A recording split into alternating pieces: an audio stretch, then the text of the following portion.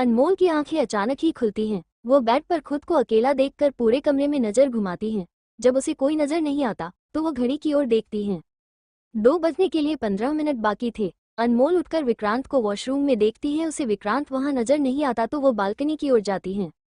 Balcony में पहुंचते ही अनमोल की नजर विक्रांत पर जाती है। विक्रांत रेलिंग से सटा हुआ था। उसकी आंखें बंद थीं। उसके दोनों हाथ रेलिंग पर थीं। उसके एक हाथ में सिगरेट थी जो धुआं छोड़ रही थी। अनमोल जैसे ही ये देखती है उसकी मुट्ठी कस जाती है। अनमोल जोर से चिल्लाती है, पतिदेव। विक्रांत की आंखें खुलती हैं। उसे सामने अनमोल नजर आती है। अनमोल गुस्से से आग बबूला हो चुकी थी। वो तुरंत विक्रांत की ओर बढ़ती है और विक्रांत के हाथ से सिगरेट लेकर कहती है, क्या है ये? विक्रांत एक नज़र सिगरेट को देखता है और शांत आवाज में कहता है, सिगरेट है। अनमोल अपने दांत पीसते हुए कहती है, आप सुधरने वाले नहीं हैं ना? आपके लिए अपनी फैमिली और मुझसे बढ़कर ये है ना? विक्रांत बस खामोशी से अनमोल को देख रहा था। अनमोल कहती है, आज आप डिसाइड कर ही लीजिए, या तो ये या तो मैं। अनमोल ने सिगरेट को ऊपर करके पकड़ा हुआ था। विक्रांत कुछ पल अनमोल को देखता है, फिर कुछ पल बाद अनमोल के हाथ से सिगरेट लेता है। उसके ऐसा करते ही अनमोल का दिल मानो टूटकर बिखर जाता है। वो इमोशनल हो रही थी लेकिन वो खुद को कंट्रोल करती है और विक्रांत से मुंह फेर कर जाने लगती है। अनमोल जैसे ही दरवाजे के पास पहुंचती है, विक्रांत धीरे से कहता है, नहीं पी है मैंने। अनमोल के कदम रुक जाते हैं। अनमोल विक्रांत की ओर मुड़ती है। अब उसके आंखों में आंसू थे। अनमोल रोनी सी आवाज में कहती है, तो वो आपके हाथ में क्या कर रही हैं? विक्रांत उसके बहते आंसू को देखकर सिगरेट को फेंक देता है और अनमोल के पास आकर खड़ा हो जाता है। वो अनमोल के चेहरे को पकड़कर भींगे पलकों को देखता है। विक्रांत एक गहरी सांस लेकर कहता है, क्या तुम्हें लगता है कि मेरे लिए ऐसे अचानक से नशा छोड़ना आसान है? आसान नहीं है, आदत है वो मेरी। अगर आदत आंखों के सामने आए तो कंट्रोल नहीं होता। मैंने उसे मुंह में रखा था, जलाने ही वाला था, फिर तुम्हारी याद आई। मुझसे हिम्मत नहीं हुई, मैंने उसे मुंह से हटाया फिर जलाया। मैंने बस पकड़ा हुआ था, मैंने उसे नहीं पी। अनमोल रोनी सी आवाज में पूछती है, आप सच कह रहे हो? विक्रांत धीरे से कहता है, मैं झूठ नहीं बोलता। अनमोल एकदम से विक्रांत के गले लग जाती है। अनमोल सिसकते हुए कहती है, तो सिगरेट और मेरे बीच आपने सिगरेट को क्यों चुना? विक्रांत कहता है, मैंने उसे फेंकने के लिए चुना, लेकिन तुम तो फेंकने से पहले जाने लगी। तुम्हें लगता है कि मैं तुम्हें छोड़कर उसे चुनूंगा? अनमोल अब कुछ नहीं कहती। दोनों के बीच काफी वक्त तक शांति रहती है। विक्रांत अनमोल के कान में धीरे से फुसफुसाता है, मुझे अपनी तलब मिटानी है। अनमोल विक्रांत को देखती है। विक्रांत एकदम से उसे गोद में उठा लेता है। अनमोल उसके गर्दन पर अपने हाथ लपेट लेती है। विक्रांत अनमोल को आराम से बेड पर उतारता है और उसके कपड़े को निकालने लगता है। विक्रांत अनमोल के सारे कपड़े निकाल देता है। अनमोल की बॉडी में अब एक भी कपड़ा नहीं था। विक्रांत अपनी शर्ट उतारता है और अनमोल के ऊपर आ जाता है। अनमोल तुरंत उसके सीने पर हाथ रखकर कहती है, हम इंटीमेट नहीं हो सकते? विक्रांत उसके अनमोल के नाक पर किस करके कहता है, पता है मुझे। विक्रांत अनमोल के होठों पर अपने होठ रखता है। दोनों एक दूसरे को किस करने लगते हैं। कुछ पल बाद विक्रांत अनमोल के होठ को छोड़कर उसकी गर्दन पर आता है और उसकी गर्दन पर किस करने लगता है। अनमोल गहरी सांसें लेने लगती है। विक्रांत धीरे धीरे किस करते हुए नीचे जाता है। वह अब उस जगह पर पहुंचता है जहां अनमोल का जख्म था। विक्रांत उस जख्म को हल्का सा छूता है। अनमोल अपनी आंखें खोलती है और विक्रांत को देखती है। विक्रांत उसके जख्म को धीरे से किस करता है और अनमोल को देखता है। अनमोल हल्का सा मुस्कुराती है। विक्रांत अनमोल के हाथों पकड़कर बैठाता है। अनमोल उसकी कमर पर अपने दोनों पैर फोल्ड कर लेती है। विक्रांत अनमोल के गाल को हल्का सा सहलाते हुए कहता है, नशा से ज्यादा तो ये कंट्रोल करना मुश्किल है। अनमोल मुस्कुराती है। विक्रांत अनमोल के बाल को पकड़कर उसे किस करने लगता है। अनमोल विक्रांत के बालों के हाथ फेरने लगती है। वही विक्रांत का एक हाथ उसके सीने पर था। अनमोल की सिसकियां निकलने लगती हैं। विक्रांत अब अनमोल को बेड पर लिटाकर उसके ऊपर आता है। वो लगातार उसके होठों को किस करता जा रहा था जैसे वो कई दिनों का प्यासा हो। कुछ पल बाद विक्रांत उसके होठों को छोड़ता है और गहरी सांस लेते हुए अनमोल को देखता है। अनमोल भी गहरी गहरी सांस ले रही थी। विक्रांत अब नीचे चला जाता है। अनमोल चादर को कसकर पकड़ लेती है। उसकी सिसकियां कमरे में गूंजने लगती हैं। कुछ आधे घंटे बाद विक्रांत अनमोल के बगल में लेट जाता है। अनमोल बहुत ही गहरी गहरी सांस ले रही थी। विक्रांत अनमोल को देखता है। अनमोल भी गहरी सांस लेते हुए अब विक्रांत को देखती है। विक्रांत अनमोल के गाल को हल्का सा सहलाते हुए कहता है, सो जाओ। अनमोल बैठती है और विक्रांत के गिरे शर्ट को उठाकर पहन लेती है। अनमोल विक्रांत के करीब जाकर उसके सीने से लग जाती है और अपनी आंखें बंद कर लेती है। विक्रांत अनमोल के बालों को सहलाने लगता है। उसकी भी धीरे धीरे आंखें बंद हो जाती हैं। अगली सुबह सभी लोग हॉल पर बैठे हुए थे। शेरा, चारू और विजय आए हुए थे। वो लोग शादी में इनवाइट करने के लिए आए थे। जयश्री विजय से पूछती है, कहाँ शादी करने का सोचा है बेटा? विजय कहता है, कोर्ट मैरिज करेंगे, उसके बाद एक फंक्शन होगा। इतने धूमधाम से मैं नहीं करना चाहता क्योंकि पापा नहीं है। अगर हमने धूमधाम से की तो फिर पापा की बहुत याद आएगी। एक पल के लिए वहां शांति छा जाती है। अचानक ही विजय का फोन रिंग होता है। वो रिसीव करके बात करता है, फिर फोन रखकर कहता है, अब मुझे ड्यूटी के लिए निकलना होगा, आप सब शादी में जरूर आइएगा। सभी हाँ में सिर हिलाते हैं। विजय वहां से चला जाता है। विक्रांत शेरा के बात करने में बिजी हो जाता है क्योंकि अब सारा काम शेरा ही संभाला करता था, तो विक्रांत उसकी सारी इन्फॉर्मेशन लेता था। अनमोल चारू को लेकर अपने कमरे में चली जाती है। चारू कमरे को देखती है। आज शायद पहली बार था जब वो अनमोल के कमरे में आई थी। अनमोल के आने के बाद विक्रांत का रोल बदल चुका था। अब कोई भी उसके कमरे में आ जा सकता था। चारू चारों तरफ देखते हुए कहती है, कमरा बहुत खूबसूरत है। अनमोल मुस्कुराती है और उसे बैठने को कहती है। चारू सोफे पर बैठ जाती है। अनमोल भी उसके पास बैठ जाती है। चारू उन दोनों की फोटोज देखती है जो दीवार पर लगा हुआ था। चारू की नज़र अचानक बेड पर जाती है। चारू अनमोल से कहती है, ये बता जीजू ने ये बेड कितनी बार तोड़ी है? वो उसे छेड़ने लगती है। अनमोल कहती है, कभी नहीं तोड़ी क्योंकि ये बहुत मजबूत हैं। चारू उसे छेड़ते हुए कहती है, तुम दोनों का प्यार भी तो बहुत मजबूत है। मैं तो सोचती थी तुम दोनों रोज अपना बेड चेंज करते हो। अनमोल कहती है, अरे नहीं यार, कुछ भी सोचती है। अनमोल को अब थोड़ी शर्म आने लगी थी। अचानक ही चारू उदास सा मुंह बनाकर कहती है, मुझे लगा था तू इस साल मुझे मासी बनाएगी, लेकिन सब खत्म हो गया। सब उस शेरा की गलती है, बेवकूफ कहीं का। अनमोल मुस्कुराते हुए कहती है, मैं न सही, तू मुझे मासी बना दे। चारू जैसे ही सुनती है वो हिचकिचा जाती है। वो हिचकिचाते हुए कहती है, मैं। अनमोल कहती है, हाँ मेरी जान, तू। चारू धीरे से कहती है, पर यार हमारे बीच तो अब तक कुछ नहीं हुआ। अनमोल जैसे ही यह सुनती है उसके मुंह से एकदम से निकलता है, क्या? चारू मुंह बनाती है और कहती है, शेरा जीजू की तरह बिल्कुल भी रोमांटिक नहीं है यार। उसने एक दिन भी एक फूल तक लाकर नहीं दिया मुझे। तुझे पता है मैंने वो वाली वीडियोस देखी। अनमोल कंफ्यूज्ड होकर कहती है, कौन सी वीडियोस? चारू इधर उधर देखती है और झुककर अनमोल के कान में कुछ कहती है। अनमोल के मुंह से जोर से निकलता है, छी, तू कितनी गंदी है यार। चारू मुंह बनाकर कहती है, अब मैं क्या करूं? मुझे जानना था वो सब कैसे होता है। मैंने तो बस मूवी में इतना ही देखा है कि लड़का लड़की के ऊपर जाता है और लाइट ऑफ। अनमोल अपना सिर पकड़ लेती है। वो कहती है, क्या तूने कभी बायोलॉजी न पढ़ी? चारू कहती है, बायोलॉजी में वो सब सिखाया जाता है क्या? अनमोल कहती है, अरे पगली बताया जाता है। मेरे स्कूल में तो सेक्स एजुकेशन क्लास होती थी। टीचर ने बाकायदा समझाया था सब कुछ, और वो बहुत जरूरी होती है, भले ही ये अनकंफर्टेबल हो, पर ये जरूरी है। अनमोल एक पल रुक कर कहती है, तुझे मुझसे पूछना चाहिए था न बेवकूफ, वो सब देखने की क्या जरूरत थी?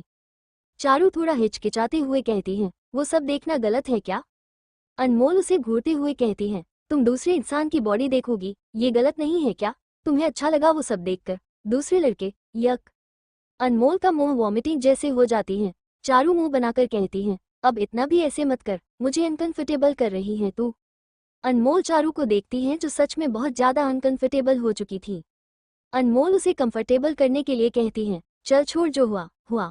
मैं तुम्हें बताती हूँ कि हस्बैंड जब रोमांटिक न हो तो उससे रोमांस कैसे करवाया जाता है। चारू क्यूरियस होकर पूछती है, कैसे? अनमोल कहती है, मैं जैसे जैसे कहूँ वैसे करती जा। अनमोल चारू को सब कुछ बताने लगती है। वो आखिर में कहती है, जैसा मैंने कहा वैसा कर, बात बन जाएगी। जब मुझे भी रोमांस करने का मन करता है तो मैं भी यही करती हूँ। अचानक ही विक्रांत की आवाज आती है। अच्छा, उसकी आवाज सुनते ही अनमोल अपनी जीभ बाहर निकालकर कसकर आंखें बंद कर लेती हैं। विक्रांत की आवाज सुनकर जहां अनमोल कसकर आंखें बंद कर लेती हैं तो वही चारू झट से पीछे मुड़कर देखती हैं। विक्रांत इस वक्त उनके कुछ 2 कदम की दूरी पर खड़ा था। चारू के लिए अब वहां ठहरना नामुमकिन था। चारू जल्दी से कहती है, अनमोल मैं चलती हूँ। अनमोल चारू को रोकने के मकसद से आंख खोलती है और जल्दी से कहती है, रुक, पर चारू रुकने वाली नहीं थी। चारू जल्दी से कमरे से निकल जाती है। अनमोल अब धीरे से सिर घुमाकर विक्रांत को देखती है। विक्रांत उसे ही देख रहा था। अनमोल जल्दी से खड़ी होती है और हड़बड़ाकर कहती है, वो मुझे कुछ काम है। वो जाने के लिए कदम बढ़ाती उससे पहले विक्रांत उसकी ओर बढ़ते हुए कहता है, काम तो मुझे है धर्मपत्नी, वो भी तुमसे। अनमोल जल्दी से सोफे के पास से हटकर टेबल के उस पार जाती है। विक्रांत पीछे से सोफे को पकड़कर कहता है, मुझे भी कुछ रोमांस की टिप्स दो ना धर्मपत्नी। अनमोल हकलाते हुए कहती है, मैं तो बस। मम्मी, वो अचानक चिल्लाती है क्योंकि अब उसकी ओर ही आने लगा था। अनमोल टेबल से दूसरे पार जाती है। अनमोल मुंह बनाकर कहती है, आपको इतना भी नहीं मालूम कि लोगों की बातें ऐसे छुप छुप कर नहीं सुननी चाहिए। विक्रांत कहता है, मालूम तो है, लेकिन मेरी धर्मपत्नी इतना अच्छा ज्ञान दे रही थी कि मैं सुने बगैर रह नहीं पाया। अब मैं तुम्हारे टिप्स को किए बगैर रह नहीं पाऊंगा, चलो ट्राई करते हैं। विक्रांत अचानक ही टेबल पर चढ़ता है। अनमोल जोर से चिल्लाती है, मम्मा बचाओ। वो जल्दी सोफे के पीछे चली जाती हैं। विक्रांत सोफे के ऊपर चढ़ता है। अनमोल ये देखकर जल्दी से कमरे से बाहर भागती हैं। विक्रांत भी उसके पीछे भागता है। अनमोल जल्दी से नीचे जाती है और जयश्री के पीछे छिप जाती हैं। विक्रांत भी वहां आ जाती हैं। वो अनमोल को पकड़ने के लिए हाथ बढ़ाता है, मगर अनमोल जयश्री को इधर से उधर कर रही थी। अनमोल जल्दी से कहती है, माँ मुझे बचाए इनसे। विक्रांत कहता है, माँ हटिए बीच से। जयश्री कहती है, आप दोनों भी ना बच्चों की तरह हरकतें कर रहे हो। आप दोनों के होते हुए यहाँ बच्चे की जरूरत ही नहीं है। विक्रांत जयश्री के पास जाकर उसके गले लगता है और अनमोल को पकड़ने लगता है, पर अनमोल झटके से वहां से भाग जाती है। विक्रांत जयश्री से दूर हटकर अनमोल के पीछे जाता है। जयश्री चिल्लाती है, संभल कर हॉस्पिटल से आए हुए 1 दिन भी नहीं हुए हैं। हालांकि विक्रांत और अनमोल हॉस्पिटल में काफी वक्त तक ठहरे थे ताकि दोनों प्रॉपर ठीक होकर लौटे। बाहरी ओर से दोनों प्रॉपर ठीक भी हो चुके थे, मगर फिर भी जयश्री को उनकी फिक्र लगी रहती थी। अनमोल सीधा गार्डन में भागी थी। विक्रांत अचानक ही उसे पकड़ता है। उसके अचानक पकड़ने से दोनों ही ठीक से संभल नहीं पाते। संभलने की कोशिश करते हुए विक्रांत अनमोल के ऊपर गिर जाता है। विक्रांत ने जल्दी से अपने हाथ अनमोल के पीछे रख लिए थे। घास में काफी नरम थी तो वहां गिरने से ज्यादा चोट लगने की चिंता नहीं थी। अनमोल ने डर से विक्रांत के शर्ट के कॉलर को पकड़ा था। खींचने की वजह से विक्रांत के शर्ट के 3 बटन टूट चुके थे। दोनों एक दूसरे को देखने लगते हैं।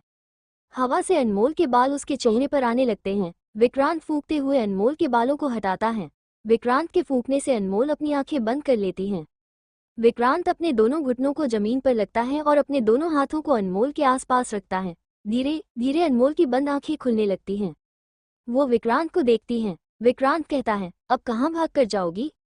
अनमोल इधर उधर देखती है। अब उसके पास भागने का कोई रास्ता नहीं था। अनमोल मुंह का पाउट बनाती है। वो धीरे से कहती है, हम गार्डन में हैं, आप मेरे साथ कुछ नहीं कर सकते। विक्रांत कहता है, क्यों नहीं कर सकता? अनमोल हैरानी से उसे देखती है। विक्रांत आसपास देखता है। मौके का फायदा उठाकर अनमोल विक्रांत को धक्का देती है और उसके ऊपर चढ़ जाती है। विक्रांत उसे देखने लगता है। अनमोल विक्रांत के ऊपर झुक जाती है। अचानक ही अनमोल को किसी की आवाज सुनाई देती है। वो झट से उस ओर देखती है। वहां गार्डन में एक औरत काम कर रही थी। वो अनमोल को देखती है, फिर उसके नीचे लेटे विक्रांत को। उनको देखते ही उस औरत को शर्म आ जाती है। अनमोल झट से विक्रांत के ऊपर से उठकर उससे कहती है, आंटी ऐसा कुछ भी नहीं है जैसा आप सोच रही हैं। जब विक्रांत अनमोल के ऊपर था तब उस औरत ने उन दोनों पर ध्यान नहीं दिया था, क्योंकि उसने कान में ईयरफोन डाल रखे थे और गाना बज रहा था। पर जैसे ही अनमोल विक्रांत के ऊपर आई तो उसकी नज़र अचानक ही उन दोनों पर पड़ी। अब तो उन्हें अनमोल ही ठहकी नजर आ रही थी। विक्रांत उठकर बैठता है और कहता है, आप जो सोच रही है वो बिल्कुल सही सोच रही हैं। अनमोल जल्दी से कहती है, नहीं। इतना बोलकर वो विक्रांत को घूरकर देखती हैं। विक्रांत अनमोल को गोद में उठाता है और कहता है, हाँ मुझे लगता है तुम्हें शर्म आ रही है, चलो कमरे में करते हैं। धर्मपत्नी। विक्रांत ने अनमोल को अच्छा खासा सबके सामने ठरकी साबित कर रखा था। अनमोल बेचारी हमेशा फंस जाती थी। वो औरत तो उन दोनों की हरकतों और बातों को सुनकर बहुत शर्म आती है। वो अपने मुंह को छुपाती हैं। विक्रांत अनमोल को लेकर हॉल से होते हुए बाहर जाता है। वो अनमोल को बाहर उतार देता है और कहता है, चलो कहीं चलते हैं, बहुत दिनों से कहीं गए नहीं। विक्रांत अनमोल के हाथ को पकड़े लेकर जाने लगता है। अनमोल उसके साथ चलने लगती है। अनमोल देखती है विक्रांत उसे बाहर की ओर लेकर जा रहा था। अनमोल जल्दी से पूछती है, क्या हम पैदल चलने वाले हैं? विक्रांत हाँ में जवाब देता है। विक्रांत और अनमोल अब विला से निकल जाते हैं। वो दोनों रास्ते पर चलने लगते हैं। आज मौसम सुहाना था और रोड में कुछ खाली सी थी, बस कुछ 1-2 लोग वहां मौजूद थे। काफी दूर दोनों चलते जाते हैं। अचानक ही अनमोल की नज़र एक गिरे हुए पेड़ पर जाती है जो तालाब के पानी में गिरा हुआ था। अनमोल उस ओर इशारा करके कहती है, चलो ना उसके ऊपर चढ़ते हैं। विक्रांत एक नज़र उसे देखता है, फिर अनमोल को लेकर जाता है। पहले विक्रांत चढ़ता है, फिर वो सहारा देकर अनमोल को ऊपर चढ़ाता है। विक्रांत आगे चलने लगता है। अनमोल उसके कंधे को पकड़कर उसके पीछे चलने लगती है। दोनों आखिर में पहुंचते ही वहां बैठ जाते हैं। तालाब का पानी बेहद साफ था। वो इतना ज्यादा साफ था कि पानी आर पार नजर आ रहा था। अनमोल मुस्कुराते हुए कहती है, गांव के लोग कितना साफ रखते हैं ना ये सब कुछ, शहर के लोगों की तरह नहीं कि अपने दरवाजे के पास ही कचरा फेंक दो। विक्रांत कुछ नहीं कहता। अनमोल विक्रांत को देखती है, फिर थोड़ी उदास होकर कहती है, 2 दिन बाद से मैं फिर से ड्यूटी ज्वाइन करूंगी, फिर हम ऐसे टाइम स्पेंड नहीं कर पाएंगे। विक्रांत कहता है, शाम का वक्त तो है ना धर्मपत्नी। अनमोल विक्रांत की बाजू को पकड़ती है और उसके कंधे पर सिर रखकर कहती है, मैं पूरे दिन की बात कर रही हूँ, पूरा दिन आपके पास रहना ये पॉसिबल हो नहीं पाएगा। विक्रांत कहता है, कुछ महीने बीतने दो, फिर मैं तुम्हें प्रेग्नेंट कर दूंगा तो हम आराम से एक दूसरे के करीब रहेंगे, पूरी रात पूरे दिन। अनमोल नजरें उठाकर विक्रांत को देखती है और कहती है, आपको प्रेग्नेंट के अलावा कुछ सूझता नहीं है क्या? बस हर वक्त प्रेग्नेंट प्रेग्नेंट करते रहते हैं। विक्रांत कहता है, शादी इसलिए तो होती है ताकि पति अपनी पत्नी को प्रेग्नेंट कर सके। अनमोल अपना सिर पकड़ लेती है। विक्रांत कहता है, आखिर क्या गलत कहा मैंने? तुम्हें छुट्टी का बहाना चाहिए, मेरे करीब रहने का बहाना चाहिए, तो प्रेग्नेंट से अच्छा आइडिया कुछ हो ही नहीं सकता। अनमोल कहती है, आप जिस तरीके के आइडियाज लाते हैं वैसे आइडियाज सच में कोई सोच भी नहीं सकता। खैर चलिए न इस पानी के अंदर जाते हैं। विक्रांत नीचे उतरता है, पानी बस कमर तक थी, वो अनमोल की कमर को पकड़कर उतारता है। अनमोल जैसे ही पानी में जाती है वो एकदम से कहती है, वाह कितना ठंडा है। अनमोल एकदम से विक्रांत के ऊपर पानी छिड़कती है। विक्रांत के सीने पर पानी जाती है, उसके शर्ट के साथ सीना भी भीग जाता है। अनमोल की नज़र अब विक्रांत के सीने पर जाती है। शर्ट के बटन टूटे होने की वजह से ऑलरेडी उसका पूरा सीना नजर आ रहा था, भीगने के बाद तो वो बहुत ज्यादा अट्रैक्टिव दिखने लगा। अनमोल अपनी लार गटकती है। विक्रांत तिरछा मुस्कुराते हुए कहता है, क्या तुम मुझे खाना चाहती हो? अनमोल खोई हुई कहती है, हाँ। विक्रांत बचे हुए शर्ट के बटन को खोलता है और एकदम से पानी में डूबता है और फिर बाहर निकलता है। अब तो विक्रांत की भींगी बॉडी इतनी ज्यादा हॉट लगने लगती है कि अनमोल का गला सूखने लगता है। विक्रांत कहता है, तो आओ खाओ मुझे। अनमोल धीरे से अपने हाथ बढ़ाती है और विक्रांत के सीने को टच करती है। अनमोल लज्जाई नजरों से विक्रांत को देख रही थी। ऐसा लग रहा था मानो अनमोल के सामने किसी ने उसकी फेवरेट मिठाई रख दी। वो बार बार थूक को निगल रही थी। अनमोल विक्रांत के सीने को टच करती जा रही थी। अनमोल लार निगलते हुए कहती है, आप कितने हॉट हो। इतना कहते ही वो लगातार विक्रांत के एब्स को देख रही थी। विक्रांत एविल स्माइल करते हुए कहता है, तो कोल्ड कर दो मुझे। अनमोल अचानक होश में आती है। वो तुरंत विक्रांत के चेहरे को देखती है। विक्रांत अनमोल की कमर को पकड़कर अपने करीब खींच लेता है। वो उसी हाथ से उसके होठ को टच करते हुए कहता है, इन लबों से मेरे बदन से छुओ, मैं कोल्ड हो जाऊंगा। अनमोल एक कदम पीछे होती है, उसकी नजरें फिर से विक्रांत के बदन पर जाती हैं। फिर से उसका पहले जैसा हाल होने लगता है। अनमोल तुरंत अपने साड़ी के पल्लू से विक्रांत को ढकते हुए कहती है, आप मुझे अपने जाल में फंसा रहे हैं, पर मैं नहीं फंसूंगी, मैं आपको ऐसे ही ढककर रखूंगी। बोलते हुए अनमोल की नज़र विक्रांत के भींगे चेहरे पर जाती है। उसके बाल से टप टप पानी गिर रहा था, उसके आईब्रोज भीगे हुए थे, पलके भीगे हुए थे, स्पेशली उसके होठ भीगे हुए थे और करीब से तो वो बहुत ज्यादा अट्रैक्टिव लग रहे थे। भले ही विक्रांत के होठ सख्त थे, भींगे होने की वजह से हद से ज्यादा अट्रैक्टिव नजर आ रहे थे। अनमोल अपनी लार निगलती है। विक्रांत अनमोल के हरकतों को ही देख रहा था। अनमोल उसके होठों से नजरें हटाकर उसके आंखों में देखकर लाचारी से कहती है, आप इतने हॉट क्यों हैं? मैं खुद पर काबू नहीं रख पा रही, आपके होठ। इतना कहते ही अनमोल विक्रांत के होठ को छूती हैं। अनमोल उसे सहलाते हुए धीरे से कहती हैं, कितने अट्रैक्टिव हैं ये। वो लगातार उसे सहलाई जा रही थी। अनमोल को अचानक फिर एक बार होश आती है। वो खुद की हरकतें देखती है, फिर अचानक हाथ नीचे करती है। वो विक्रांत को देखती है जो उसे ही देख रहा था। अनमोल झट से उसे पीट करती है और मन ही मन बड़बड़ाती है, ये मैं क्या कर रही हूँ। तभी विक्रांत उसे पीछे से अपने बाहों में भर लेता है। उसके गिले हाथ जैसे ही अनमोल के पेट पर जाते हैं, अनमोल कांप उठती हैं। विक्रांत पानी लेकर अनमोल के पेट को भींगाने लगता है। वो अनमोल के कंधे पर चिन टिकाकर कहता है, तुम्हें मेरे संगत का बहुत बुरा असर पड़ गया है धर्मपत्नी। इतना कहते ही वो अनमोल के पेट को दोनों हाथों से पकड़कर अपने करीब खींच लेता है।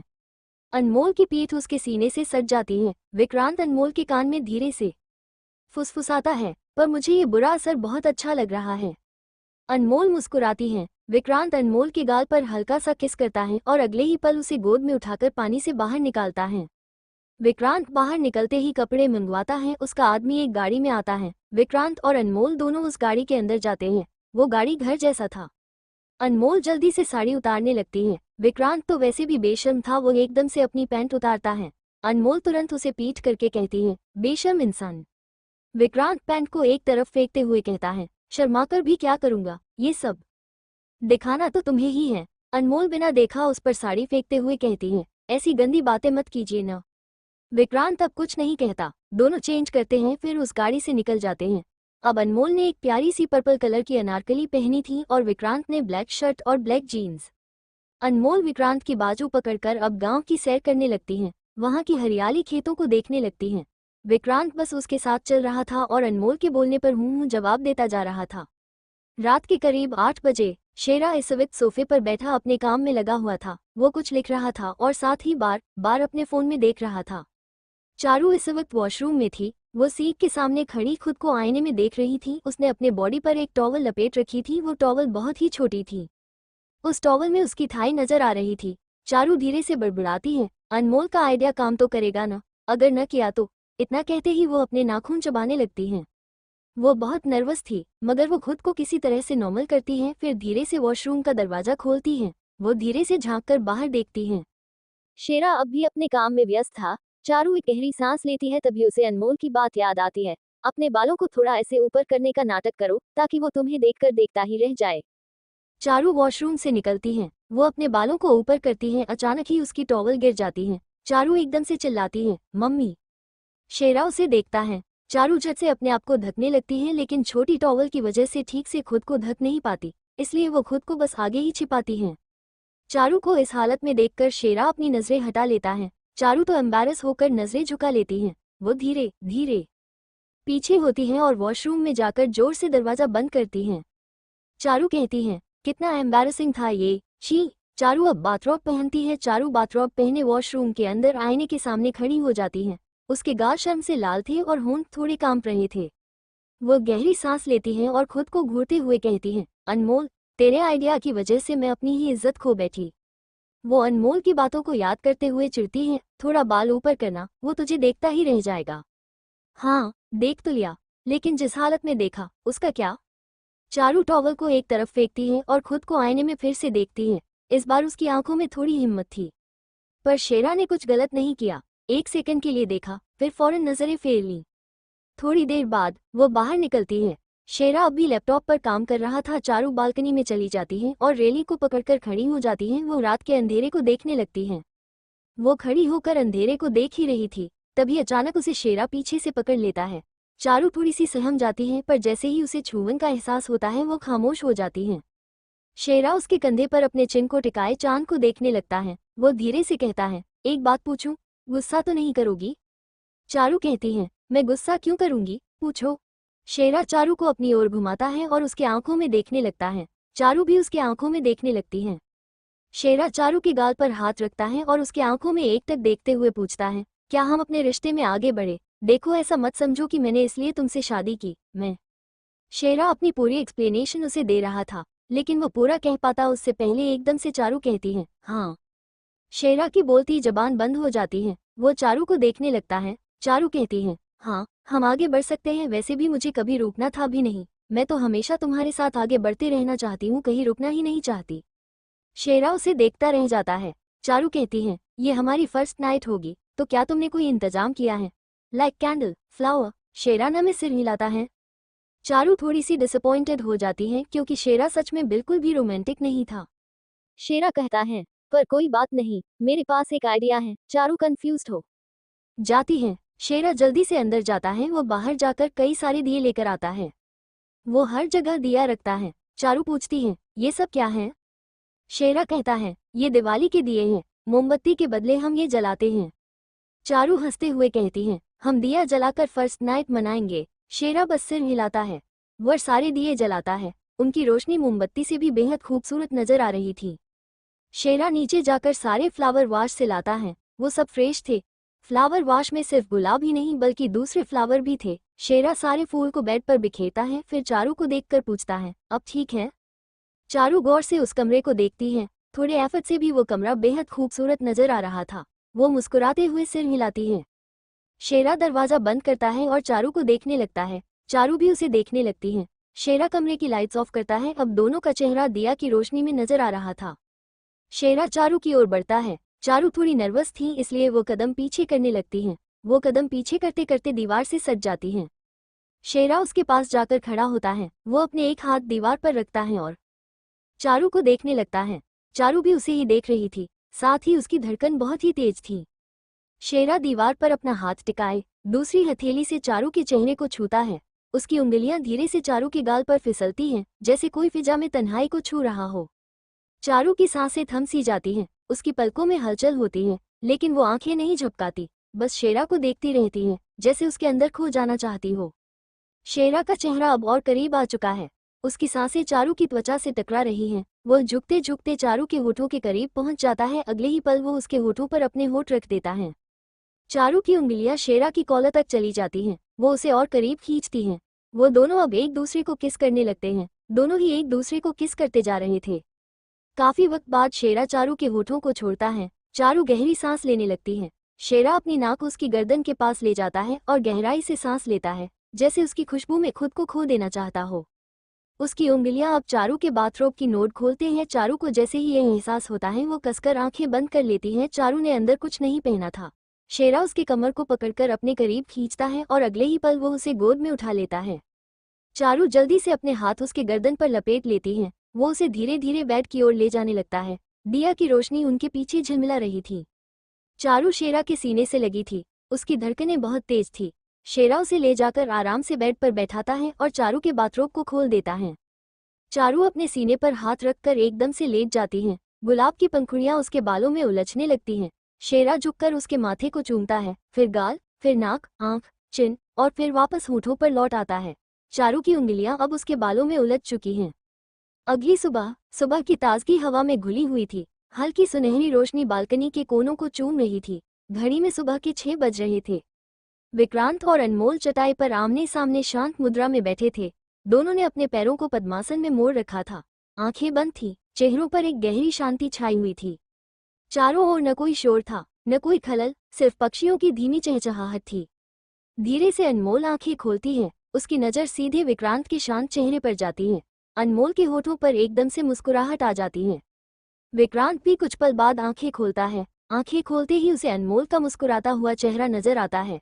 विक्रांत घुटनों के बल बैठता ही है और अपने हाथ को जमीन पर रखकर अनमोल के चेहरे पर पास चला जाता है। वो अनमोल के होठों पर किस करता है। कुछ पल बाद वो उसके होठों को धीरे से छोड़कर अनमोल को देखता है। विक्रांत ने पैशनेटली किस नहीं किया था, इसलिए दोनों नॉर्मल थे। विक्रांत अनमोल के होठ को सहलाते हुए कहता है, आज से हम योगा के साथ किस को भी शामिल करेंगे, क्योंकि मुझे पता चला है किस करने के बहुत फायदे हैं। अनमोल मुस्कुराती है और उसके गाल पर हाथ रखकर हल्का सा उसके होठों पर किस करती है और कहती है, ओके। दोनों उठते हैं। विक्रांत बोतल से पानी पीने लगता है। अनमोल उसे देखने लगती है। विक्रांत अनमोल को पानी बढ़ाता है। अनमोल अब पीने लगती है। अनमोल ने इस वक्त क्यूट सी ड्रेस पहनी हुई थी। अनमोल अपने मुंह से बोतल हटाकर विक्रांत की ओर बढ़ाती है। विक्रांत बोतल में ढक्कन लगाता है। अनमोल चटाई उठाकर एक साइड रख देती है। विक्रांत कमरे में जाता है। अनमोल भी कमरे में जाकर बेड को सही करती है। विक्रांत फोन लेकर कमरे से निकल जाता है। अनमोल कमरे को अच्छे से साफ करती है। वैसे तो सर्वेंट बहुत थे, लेकिन कोई भी सर्वेंट विक्रांत के कमरे के अंदर नहीं आता, इसलिए अनमोल खुद उस कमरे को साफ करती थी। वैसे भी उसे खुद अपने कमरा को साफ करना अच्छा लगता था। वो मिडिल क्लास लड़की थी, उसे वैसे भी सर्वेंट की आदत नहीं थी। हालांकि अब 4 साल तक इस घर में रहने के बाद उसे थोड़ी बहुत आदत पड़ चुकी थी। अनमोल सफाई करने के बाद अपने कपड़े को देखती है जो गंदी हो चुकी थी। अनमोल को गंदी चीजें बिल्कुल भी भाती नहीं थी। वो जाकर साड़ी पहन लेती है। वो जैसे ही कमरे से बाहर आती है, उसे कुछ याद आती है। वो धीरे से कहती है, आज विजय की शादी है। मैंने तो सोचा ही नहीं कि मैं क्या पहनूंगी। एक काम करती हूँ, चारू से पूछती हूँ वो क्या पहन रही है। अनमोल जल्दी से बेड के पास जाकर फोन लेती है और चारू को कॉल लगाकर बेड पर बैठ जाती है। चारू की फोन रिंग होने लगती है। वहीं दूसरी ओर शेरा और चारू के कमरे में सारे दिए बुझ चुके थे। यहाँ तक दिए में डाला हुआ घी में पूरा खत्म हो चुका था। बेड के नीचे शेरा और चारू के कपड़े पड़े हुए थे। शेरा चारू के ऊपर सोया हुआ था। उसने चारू को पूरी तरह से छिपा रखा था। कॉल की रिंग को सुनकर चारू कसमसाने लगती है, मगर वो ज्यादा हिल नहीं पाती। उसे ऐसा लग रहा था मानो किसी ने बड़ा सा पत्थर उसके ऊपर रख दिया हो। चारू नींद से जगी थी, मगर उसकी आंखें चिपकी हुई थी, मानो उसकी नींद पूरी न हुई हो।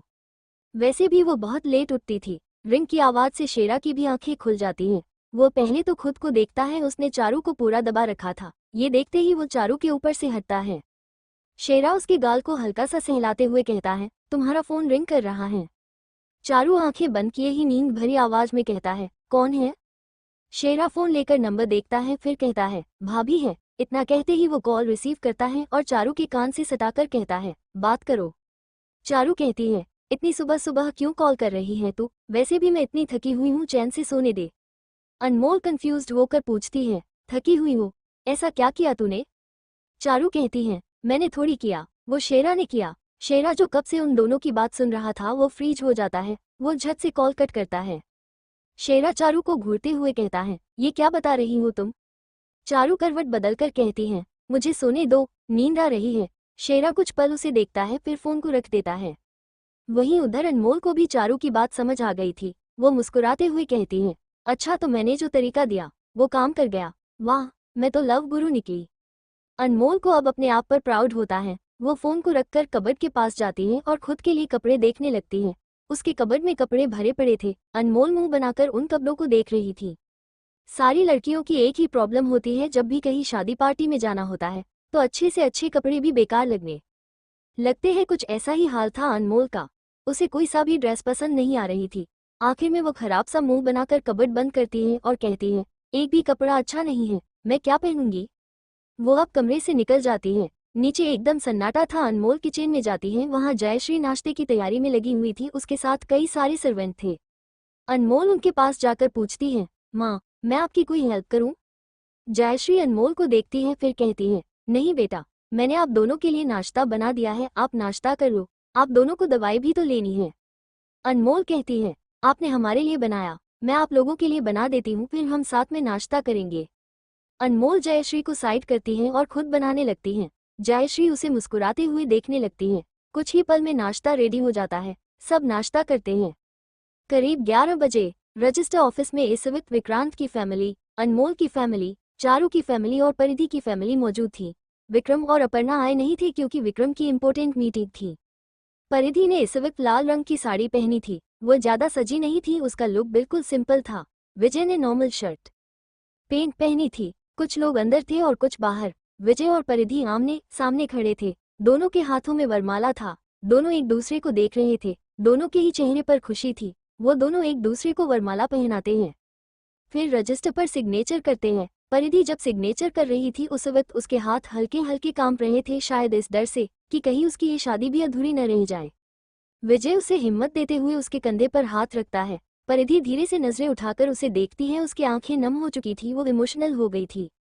विजय धीरे से अपनी पलकें झपकाता है तो परिधि सिग्नेचर करती है और अगले ही पल उसके सीने से लग जाती है।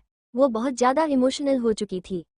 अनमोल को अंदर सफोकेशन सी होती है। वो बाहर निकलती है। बाहर विक्रांत खड़ा था, वो शेरा के साथ था। दोनों आपस में कुछ बात कर रहे थे।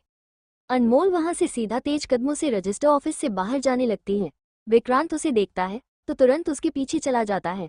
अनमोल बाहर एक पेड़ की छांव में जाती है। विक्रांत उसके करीब बढ़ते हुए पूछता है, क्या हुआ? अनमोल मुड़कर विक्रांत को देखती है फिर कहती है, वो अंदर गर्मी की वजह से सफोकेशन हो रही थी इसलिए यहाँ आ गई। विक्रांत उसके चेहरे को गौर से देखता है। वो फिक्र से पूछता है, सच में तुम ठीक हो ना, या फिर हम डॉक्टर के पास चलते हैं?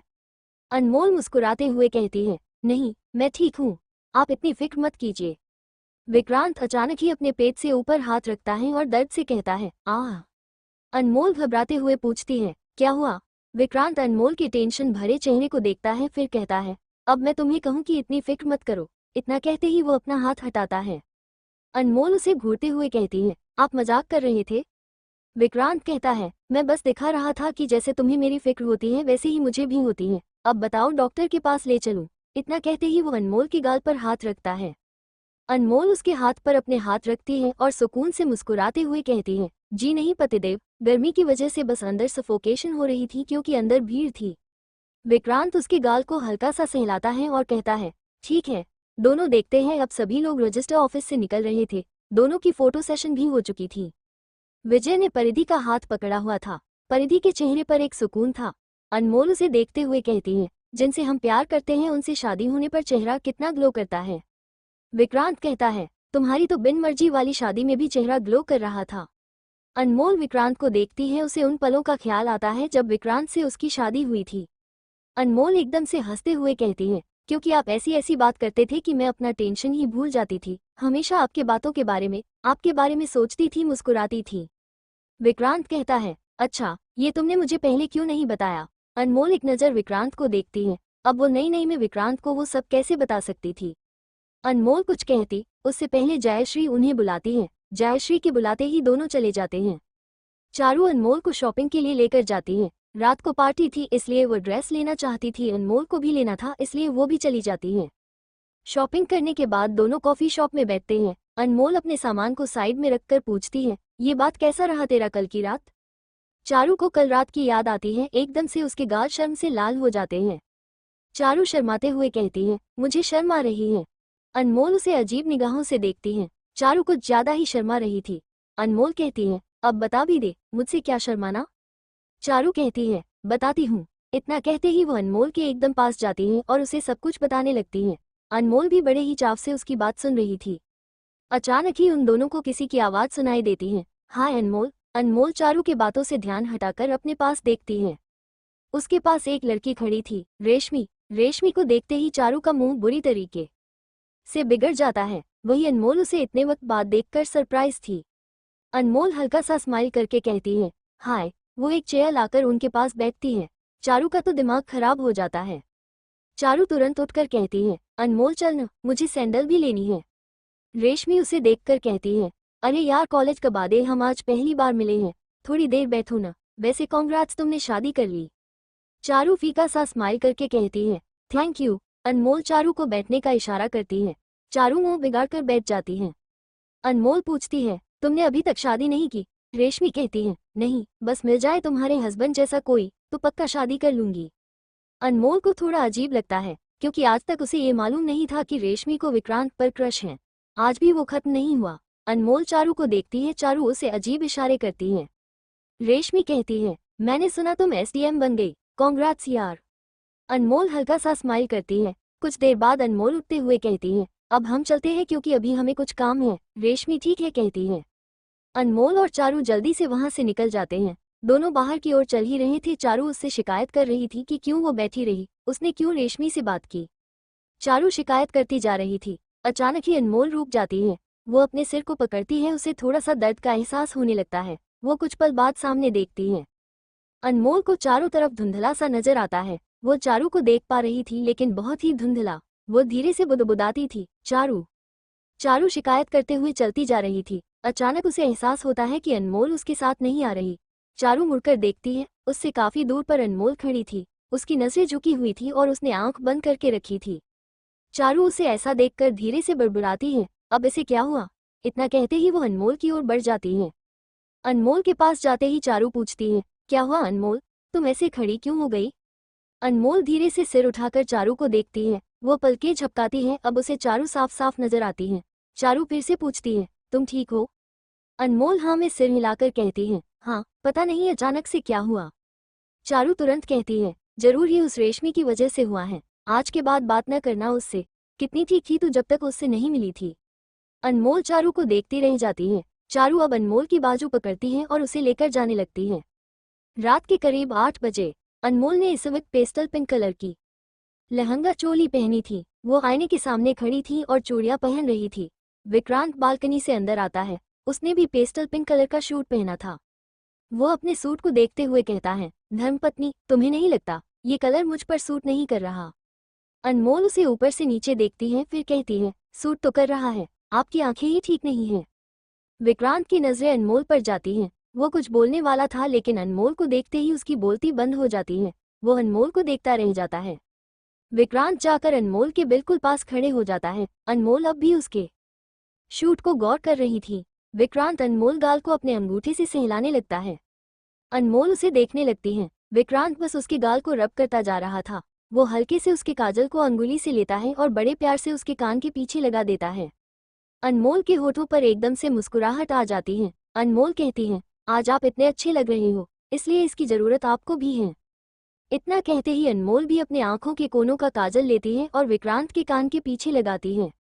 विक्रांत अनमोल के कमर को पकड़कर अपने करीब खींचता है। अनमोल के हाथ उसके सीने पर चले जाते हैं।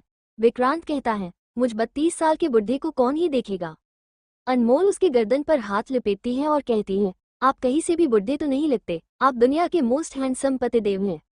विक्रांत अनमोल के नाक पर अपने नाक रगड़ते हुए कहता है, और तुम मोस्ट हैंडसम पतिदेव की मोस्ट ब्यूटीफुल धर्मपत्नी। अनमोल मुस्कुराते हुए जल्दी जल्दी हाँ में सिर हिलाती हैं। तभी बाहर से जयश्री की आवाज आती है, विक्रांत अनमोल। दोनों का ध्यान एक दूसरे से हटता है। अनमोल कहती, लगता है सब हमारा ही इंतजार कर रहे हैं, चलिए। दोनों कमरे से निकल जाते हैं। पार्टी वेन्यू, स्टेज पर विजय और परिधि बैठे हुए थे। परिधि ने रेड कलर का लहंगा पहना था, वहीं विजय ने ब्लैक कलर का सूट पहना था। दोनों बैठे एक दूसरे से बात कर रहे थे। विजय परिधि के कान में कुछ कह रहा था। परिधि बड़े ध्यान से उसकी बात सुन रही थी। दोनों इस वक्त बहुत ही प्यारे लग रहे थे। विक्रांत और अनमोल स्टेज में जाते हैं, दोनों को गिफ्ट्स देकर उन्हें बधाई देते हैं और फिर स्टेज से उतर जाते हैं। अनमोल की नजरें अब चारों ओर लगी खाने की चीजों पर जाती हैं। चारू अनमोल के पास आकर कहती हैं, तू यहाँ क्यों खड़ी है यार, चल डिनर करते हैं। अनमोल कहती है, वो हम ये सब नहीं खा सकते, हमें डॉक्टर ने मना किया है। अनमोल को खाने का मन तो कर रहा था लेकिन वो मजबूर थी। विक्रांत और उसे सिर्फ हेल्दी खाना ही खाना था। चारू कहती है, हाँ तो तुझे क्या लगता है हमें नहीं पता? हमें सब पता है, इसलिए हमने तुम दोनों के लिए स्पेशल अरेंजमेंट करवाई है। चल। इतना कहते ही वो उसके हाथ को पकड़कर लेकर जाने लगती है। अनमोल मुड़कर विक्रांत को देखती है। शेरा विक्रांत के ले जाता है, वही चारू की उनकी फैमिली को लेकर जाती है। चारू ने जैसा कहा था, विक्रांत और अनमोल के लिए हेल्दी खाना था, वो भी देखने में लाजवाब था, लेकिन अनमोल की निगाहें तो उन मसालेदार खाने पर टिकी हुई थी।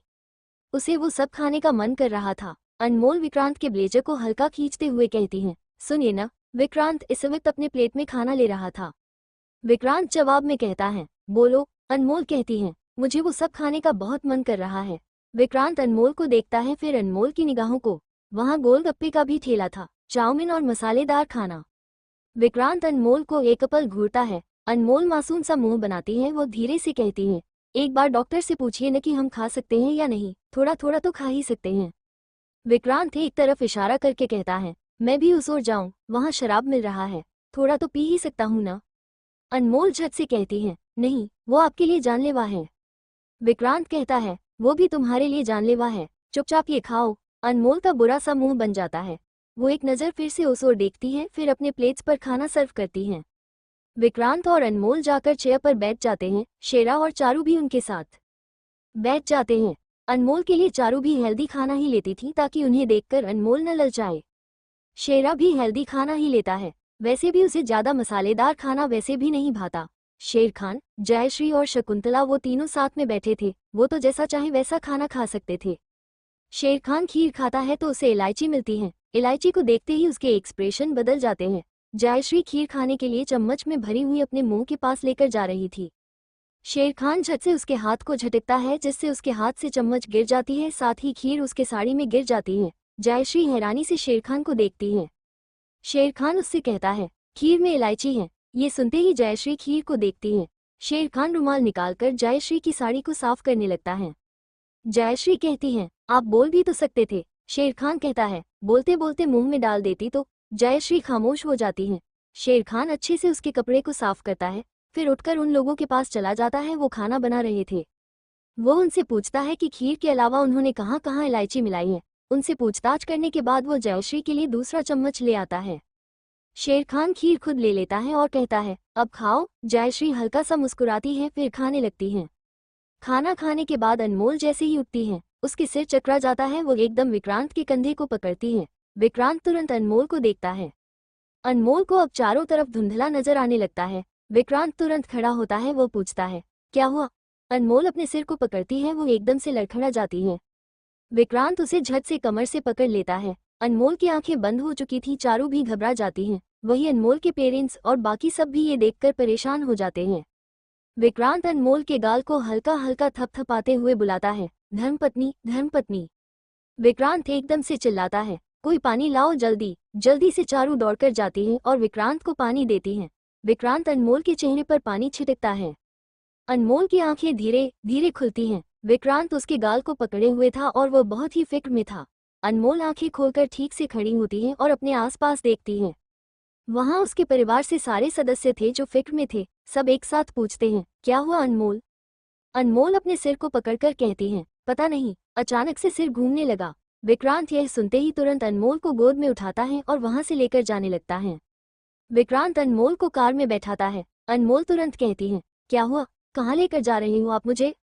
विक्रांत नाराजगी से कहता है, सुबह ही कहा था न मैंने कि डॉक्टर के पास चलो, लेकिन तुम्हें तो मेरी बात माननी ही नहीं है। अब चुपचाप बैठी रहो। अनमोल मुंह बनाकर कहती है, मुझे आइसक्रीम खानी है। विक्रांत अनमोल को घूरकर देखता है।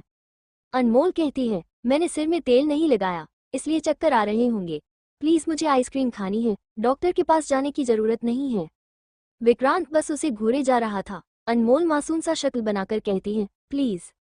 विक्रांत कहता है, तुम यही बैठो, मैं लेकर आता हूँ। अनमोल सिर हिला देती है। विक्रांत कार का दरवाजा बंद करता है और अंदर जाकर 2 बाउल में आइसक्रीम ले आता है। अनमोल जल्दी से दरवाजा खोलती है और विक्रांत से आइसक्रीम लेकर खाने लगती है। विक्रांत झुककर कार में दूसरा आइसक्रीम रखता है और जाकर ड्राइविंग सीट पर बैठ जाता है। अनमोल विक्रांत की ओर 1 चम्मच आइसक्रीम बढ़ाती है। विक्रांत खा लेता है। अनमोल अब मजे से खुद खाने लगती है। विक्रांत कार स्टार्ट करता है। अनमोल कुछ ही पल में 1 बाउल खत्म करती है। अब उसकी नज़र सामने रखी आइसक्रीम पर जाती है। वो एक नज़र विक्रांत को देखती है। विक्रांत सामने की देखते हुए ड्राइव कर रहा था। अनमोल उसे फुसलाते हुए कहती है, पतिदेव, मैं वो आपको खिला दूं, वरना वो पिघल जाएगी तो अच्छा नहीं लगेगा। विक्रांत कहता है, वो तुम्हारे लिए है। अनमोल एकदम से खुश हो जाती है। वो कहती है, क्या सच में? विक्रांत सिर हिलाता है। अनमोल जल्दी से वो आइसक्रीम लेकर खाने लगती है। कुछ ही देर में दोनों घर पहुंचते हैं। विक्रांत अनमोल को गोद में उठाकर कमरे में लेकर जाता है। दोनों कपड़े चेंज करके फ्रेश होते हैं। विक्रांत अनमोल को बेड से नीचे बैठाता है और उसके बालों पर तेल लगाने लगता है। अनमोल सामने देखते हुए कहती है, मैं सोच रही थी खाने के बाद हम दोनों साथ में 1-2 फोटोज लेंगे। सब चौपट हो गया, हम कितने अच्छे लग रहे थे। विक्रांत चुप था, उसका ध्यान सिर्फ अनमोल के बाल पर तेल लगाना था। विक्रांत अब अनमोल के बालों पर मसाज करने लगा था, जिससे अनमोल की आंखें बंद होने लगती हैं। वो धीरे से कहती है, मुझे नींद आ रही है। इतना कहते ही वो नीचे से उठती है और विक्रांत की गोद में बैठ जाती है। अनमोल विक्रांत के सीने पर अपना चेहरा छिपा लेती है और उसके हाथ को अपने सिर पर रखकर कहती है, आप मसाज करते रहिए, अच्छा लग रहा है। अनमोल अपना हाथ नीचे करती है, वहीं विक्रांत उसके सिर पर मसाज करने लगता है। अनमोल कुछ ही पल में गहरी नींद में चली जाती है। विक्रांत धीरे से उसे बेड पर लिटाता है और उसके बालों को पीछे करके बड़े गौर से उसके चेहरे को देखने लगता है। विक्रांत उसके होठों को हल्का सा सहलाता है और धीरे से उसके होठों पर किस कर लेता है। अगली सुबह करीब 4:30 बज रहे थे। अनमोल की नींद खुलती है। वो आंखें खोलकर अपने पास लेटे हुए विक्रांत को देखती है। विक्रांत सोया हुआ था। अनमोल उसे देख ही रही थी, तभी अचानक ही उसे अजीब सा लगता है। अनमोल तुरंत उठती है और वॉशरूम चली जाती है। उसे वॉमिटिंग होने लगती है। वो अपना मुंह साफ करती है और खुद से बड़बड़ाती है, ये क्या हो रहा है मुझे कल से, कभी सिर चकराना, कभी वॉमिटिंग। अनमोल के दिमाग में अचानक ही कुछ आता है। वो खुद को आईने में देखकर धीरे से कहती है, कहीं मैं। इतना कहते ही वो रुक जाती है। अगले ही पल वो नकारते हुए कहती है, नहीं नहीं, ऐसा नहीं हो सकता, लगता है मैं ज्यादा सोच रही हूँ। इतना कहते ही वो एक पल सोचने लगती है। अगले ही पल वो कहती है, लेकिन चेक करने में क्या जाता है। वो जल्दी से बाहर जाती है और ड्रॉ से प्रेगनेंसी किट लेती है। कुछ देर बाद अनमोल के हाथ में प्रेगनेंसी किट थी। रिजल्ट पर नजर पड़ते ही उसकी आंखें फटी की फटी रह जाती हैं। वो अविश्वास से बुदबुदाती है। अनमोल बस उस प्रेगनेंसी किट को देखती रह जाती है। वो खुद से बड़बड़ाती है, मैं कोई सपना तो नहीं देख रही। इतना बोलते हुए वो अपनी आंखों को मसलती है। वो फिर से प्रेगनेंसी किट को देखती है। अब भी उसमें पॉजिटिव दिखा रहा था। अनमोल खुश होने ही वाली होती है कि तभी उसे कुछ याद आता है। वो प्रेगनेंसी किट की डेट चेक करती है तो डेट भी ठीक था, वो एक्सपायरी नहीं थी। उसने कई वक्त पहले बहुत सारे प्रेगनेंसी किट लिया था, वो हमेशा चेक किया करती थी। अनमोल धीरे से खुशी भरी आवाज में कहती है, इसका मतलब मैं प्रेग्नेंट हूँ। बोलते ही वो एकदम से उछल पड़ती है। वो सिर्फ उछलती नहीं है, वो बाथरूम में नाचने लगती है और एक ही बात दोहराती है, मैं प्रेग्नेंट हूँ, मैं प्रेग्नेंट हूँ। अनमोल किसी बच्चों की तरह नाच रही थी। वो बहुत ज्यादा खुश थी। अनमोल को एकदम से विक्रांत का ख्याल आता है। वो जोर से चिल्लाते हुए बाहर निकलती है, पतिदेव। अनमोल दौड़कर बेड में जाती है और विक्रांत को जोर से आवाज देती है, पतिदेव उठिए, पतिदेव जल्दी उठिए। विक्रांत जो गहरी नींद में था वो बिना आंख खोले नींद भरी आवाज में कहता है, क्या हुआ? अनमोल प्रेगनेंसी किट को दिखाते हुए कहती है, ये देखिए, देखिए जल्दी। विक्रांत कहता है, क्या है? इतना बोलते हुए वो अपने आंखों को मसलता है, फिर प्रेगनेंसी किट को देखता है। अनमोल मुस्कुराते हुए उसे देख रही थी। विक्रांत प्रेगनेंसी किट को देखता है, फिर अनमोल को कंफ्यूज निगाहों से देखते हुए पूछता है, किसका है? अनमोल उसे घूरते हुए कहती है, इस उम्र में माँ और दादी का तो हो नहीं सकता, तो ऑफकोर्स मेरा है। विक्रांत एकदम से हैरान होता है। वो झट से अनमोल के हाथ से प्रेगनेंसी किट को छीनता है और गौर से देखता है। अनमोल मुस्कुराते हुए विक्रांत के एक्सप्रेशन देखने लगता है। विक्रांत का चेहरा जो अब तक नॉर्मल था, अचानक ही खिल उठता है। उसके चेहरे पर एक बड़ी सी खुशी नजर आती है जो आज से पहले अनमोल ने कभी नहीं देखती है। वो अनमोल को मुस्कुराते हुए देखता है और कहता है, तुम प्रेग्नेंट हो। अनमोल मुस्कुराते हुए जल्दी जल्दी हाँ में सिर हिलाती है। विक्रांत खुशी से प्रेगनेंसी किट को किस कर लेता है। अनमोल झट से उससे प्रेगनेंसी किट को छीनकर कहती है, छी, ये क्या कर रहे हैं आप।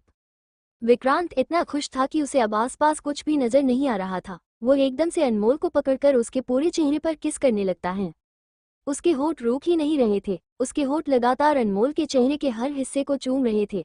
अनमोल उसकी इस हरकत पर हंसने लगती है।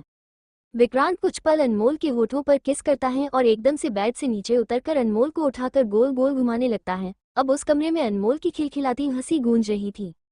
कुछ पल बाद अनमोल उसके कंधे पर मारते हुए कहती है, नीचे उतारिए मुझे, मुझे चक्कर आ रहे हैं। विक्रांत अनमोल को नीचे उतारता है और उसके गाल पर हाथ रखकर पूछता है, तुम ठीक हो ना धर्मपत्नी। अनमोल हाँ में सिर हिलाती है। विक्रांत अनमोल के हाथ को पकड़कर कहता है, चलो, मुझे अपने बच्चों को देखना है। वो अनमोल को ले जाने लगता है। अनमोल कहती है, अभी सुबह के 5 भी नहीं बजे हैं। विक्रांत बहुत ज्यादा जल्दबाजी में था, उसे बस अपने बच्चों को देखना था। विक्रांत कहता है, तो क्या हुआ। अनमोल कहती है, कम से कम फ्रेश तो हो जाइए। विक्रांत तुरंत कहता है, नहीं, मुझे कोई फ्रेश नहीं होना, मुझे बस अपने बच्चों को देखना है। अनमोल के होठों पर एकदम से मुस्कुराहट बिखर जाती है। वो विक्रांत के साथ चलने लगती हैं। हॉस्पिटल। विक्रांत एक डॉक्टर के पास अनमोल को लेकर जाता है और जल्दी से उससे कहता है, मुझे अपने बच्चे को देखना है। डॉक्टर सिर उठाकर उन दोनों को देखती है। विक्रांत के बाल बिखरे हुए थे, वो सीधा उठाकर चला आया था। उसके हुलिये को देखकर कोई भी कह सकता है कि विक्रांत अभी उठकर आया है। वो एक पल के लिए हड़बड़ा जाती है। उसे तो कुछ मालूम ही नहीं था। कौन सा बच्चा, किसका बच्चा। अनमोल को एकदम से हंसी आ जाती है। अनमोल डॉक्टर को आराम से सब कुछ समझाती है। अनमोल जैसे ही सब कुछ बताती है, विक्रांत तुरंत कहता है, सुन लिया, अब जल्दी मुझे अपने बच्चे को दिखाओ।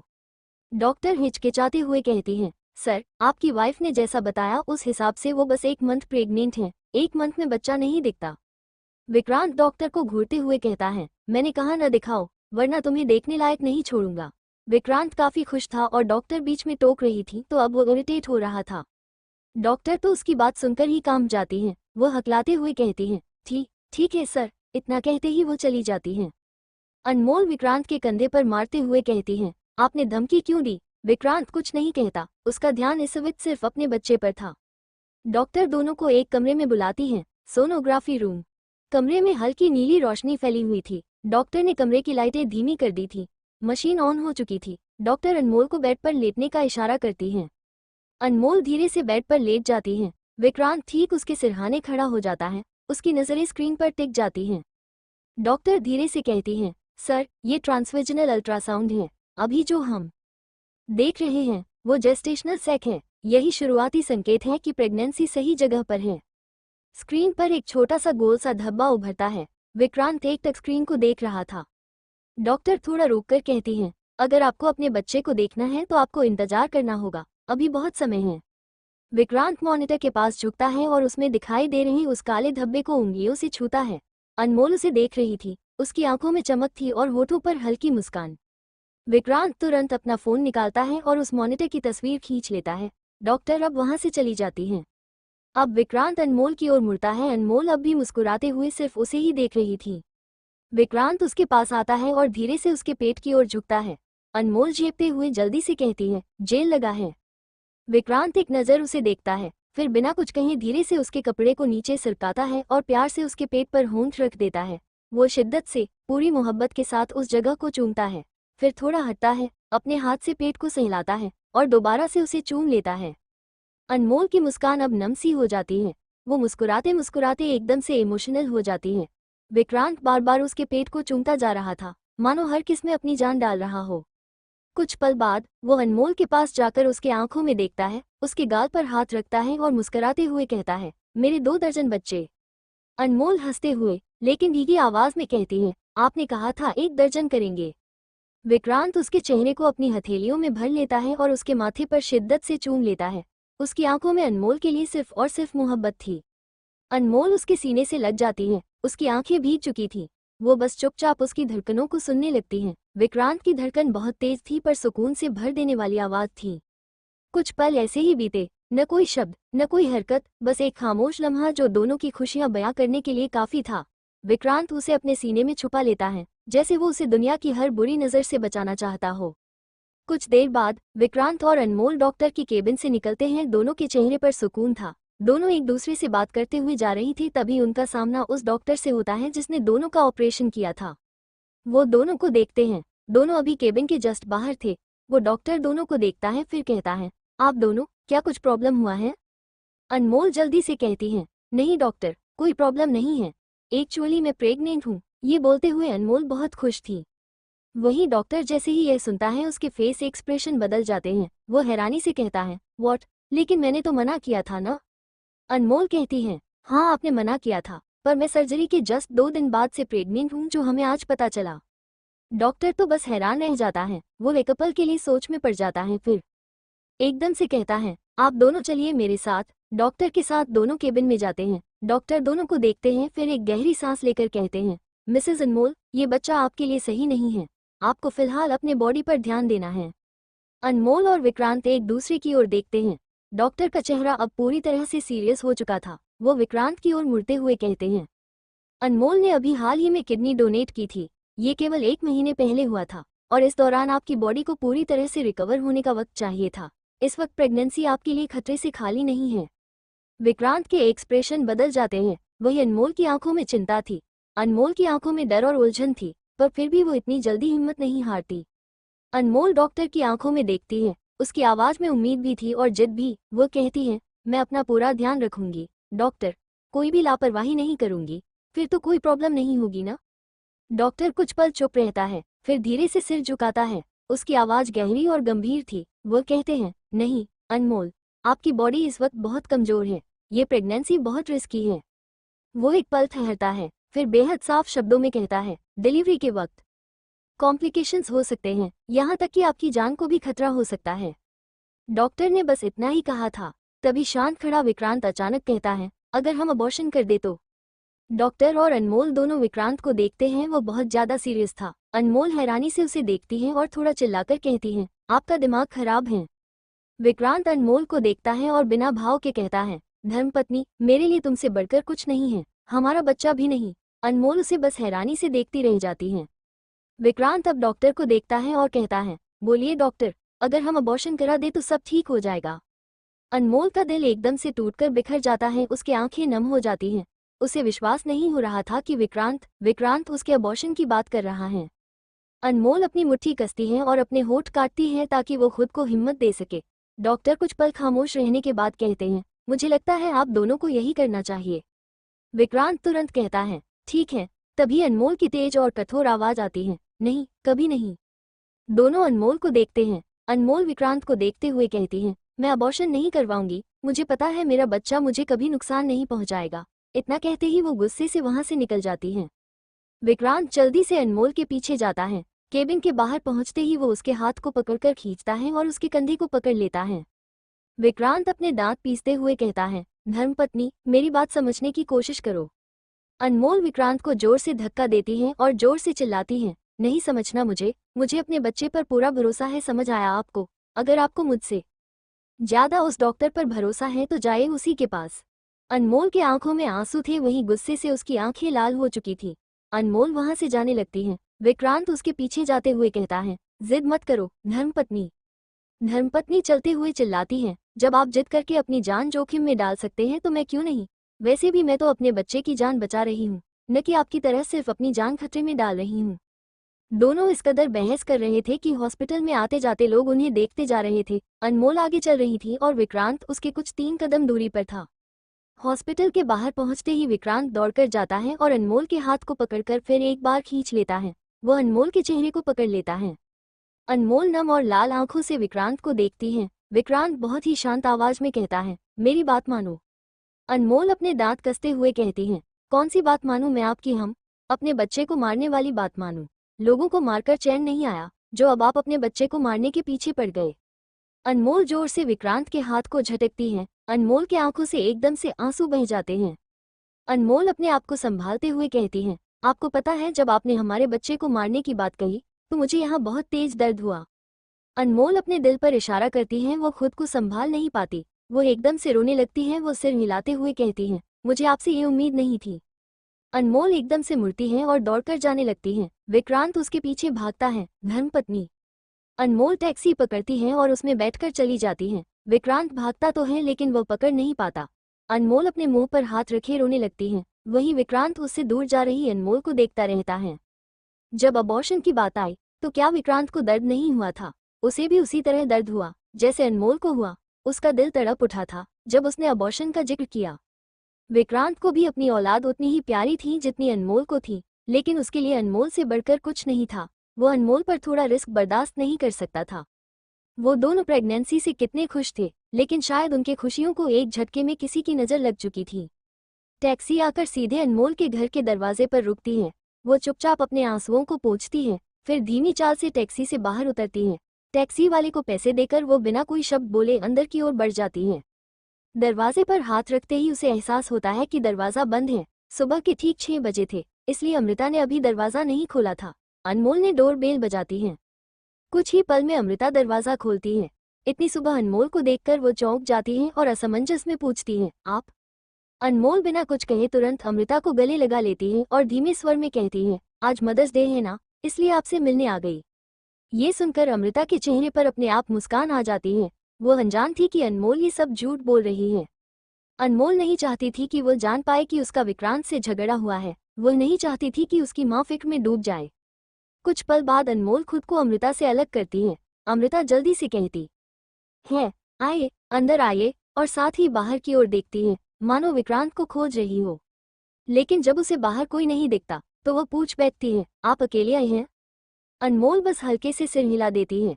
उसने अपने जज्बातों को बड़ी मुश्किल से काबू में रखा हुआ था। माँ को देखते ही उसका मन कर रहा था कि वो सब कुछ कह दे, खूब रोले, लेकिन उसने खुद को रोके रखा।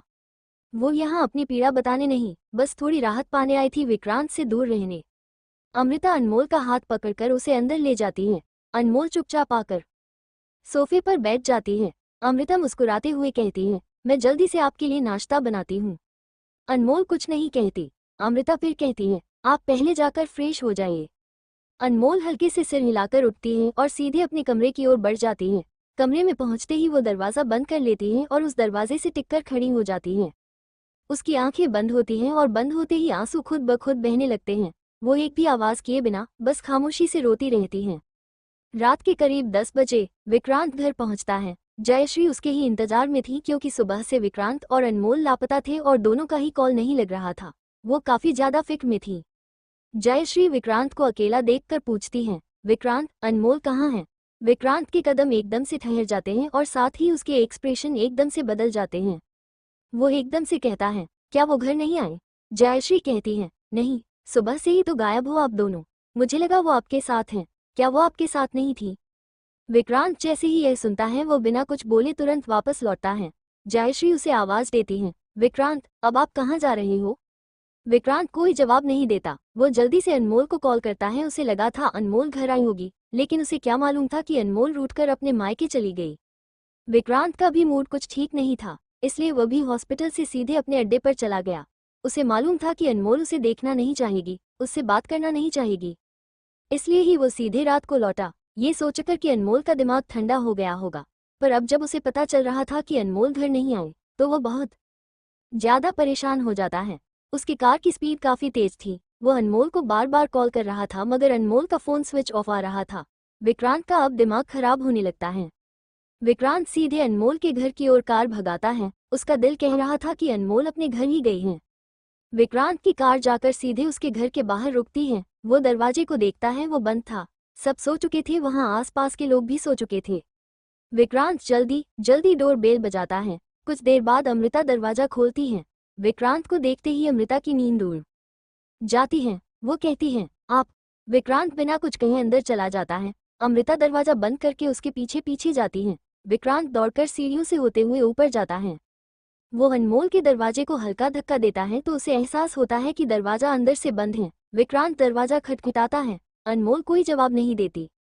विक्रांत को काफी तेज गुस्सा आने लगता है, इसलिए वो दरवाजे को जोर से पीटता है। आलोक भी कमरे से निकल आते हैं क्योंकि दीवार के खटखटाने की आवाज बहुत तेज थी। अंदर से अनमोल की आवाज आती है, क्या हुआ माँ? आप दरवाजा इतना क्यों पीट? बोलते बोलते वो दरवाजा खोलती है। सामने विक्रांत को देखकर अनमोल का मुंह बंद हो जाता है।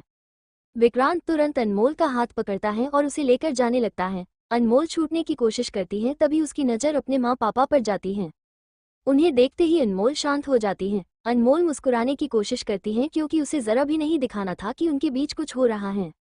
विक्रांत उसे सीढ़ियों से नीचे उतारता है। अनमोल अपने माँ पापा को देखकर मुस्कुराते हुए कहती है, वो मैं बताकर नहीं आई थी तो इसलिए थोड़ी नाराज हैं। आप दोनों सो जाइए, मैं बात करती हूँ। विक्रांत का ध्यान अनमोल के माँ पापा पर बिल्कुल नहीं था, उसका ध्यान सिर्फ अनमोल को ले जाने पर था। उनके जाते ही आलोक अमृता को कमरे में चलने का कहती हैं, मगर अमृता परेशान थी। आलोक कहते हैं, चलिए, उनके बीच जो है वो सुलझ जाएगा। इतना कहते ही वो उसके हाथ को पकड़कर कमरे में ले जाते हैं। वहीं विक्रांत अनमोल को बाहर ले आता है। अनमोल बस खुद को छुड़ाने की कोशिश कर रही थी। विक्रांत एकदम से अनमोल को एक जगह पर रोकता है और गुस्से से कहता है, क्या है ये सब, तुम यहाँ क्यों आई हो? अनमोल विक्रांत से मुंह फेर कर कहती है, मुझे आपसे कोई बात नहीं करनी, आप यहाँ पर तमाशा मत कीजिए और चुपचाप चले जाइए। विक्रांत अनमोल के कंधे को पकड़कर दांत पीसते हुए कहता है, तमाशा तुम कर रही हो, मैं नहीं। मुझे लगा तुम टैक्सी से घर गई हो। अब घर गया तो पता चला तुम तो वहाँ हो ही नहीं। पता है मैं कितना ज्यादा डर गया था, एक तो तुम कॉल भी रिसीव नहीं कर रही थी।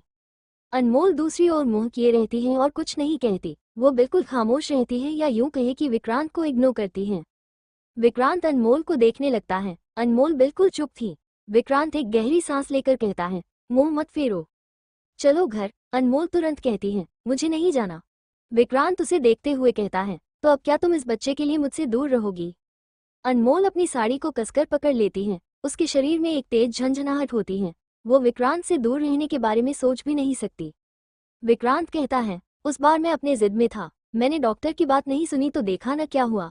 अब मैं दोबारा डॉक्टर की बात न सुनकर तुम्हारी जान खतरे में नहीं डाल सकता। तुम समझ क्यों नहीं रही हो? एकदम से वो दांत पिस लेता है। अनमोल झट से विक्रांत को देखती है और कहती है, समझने की जरूरत मुझे नहीं है, समझने की जरूरत आपको है।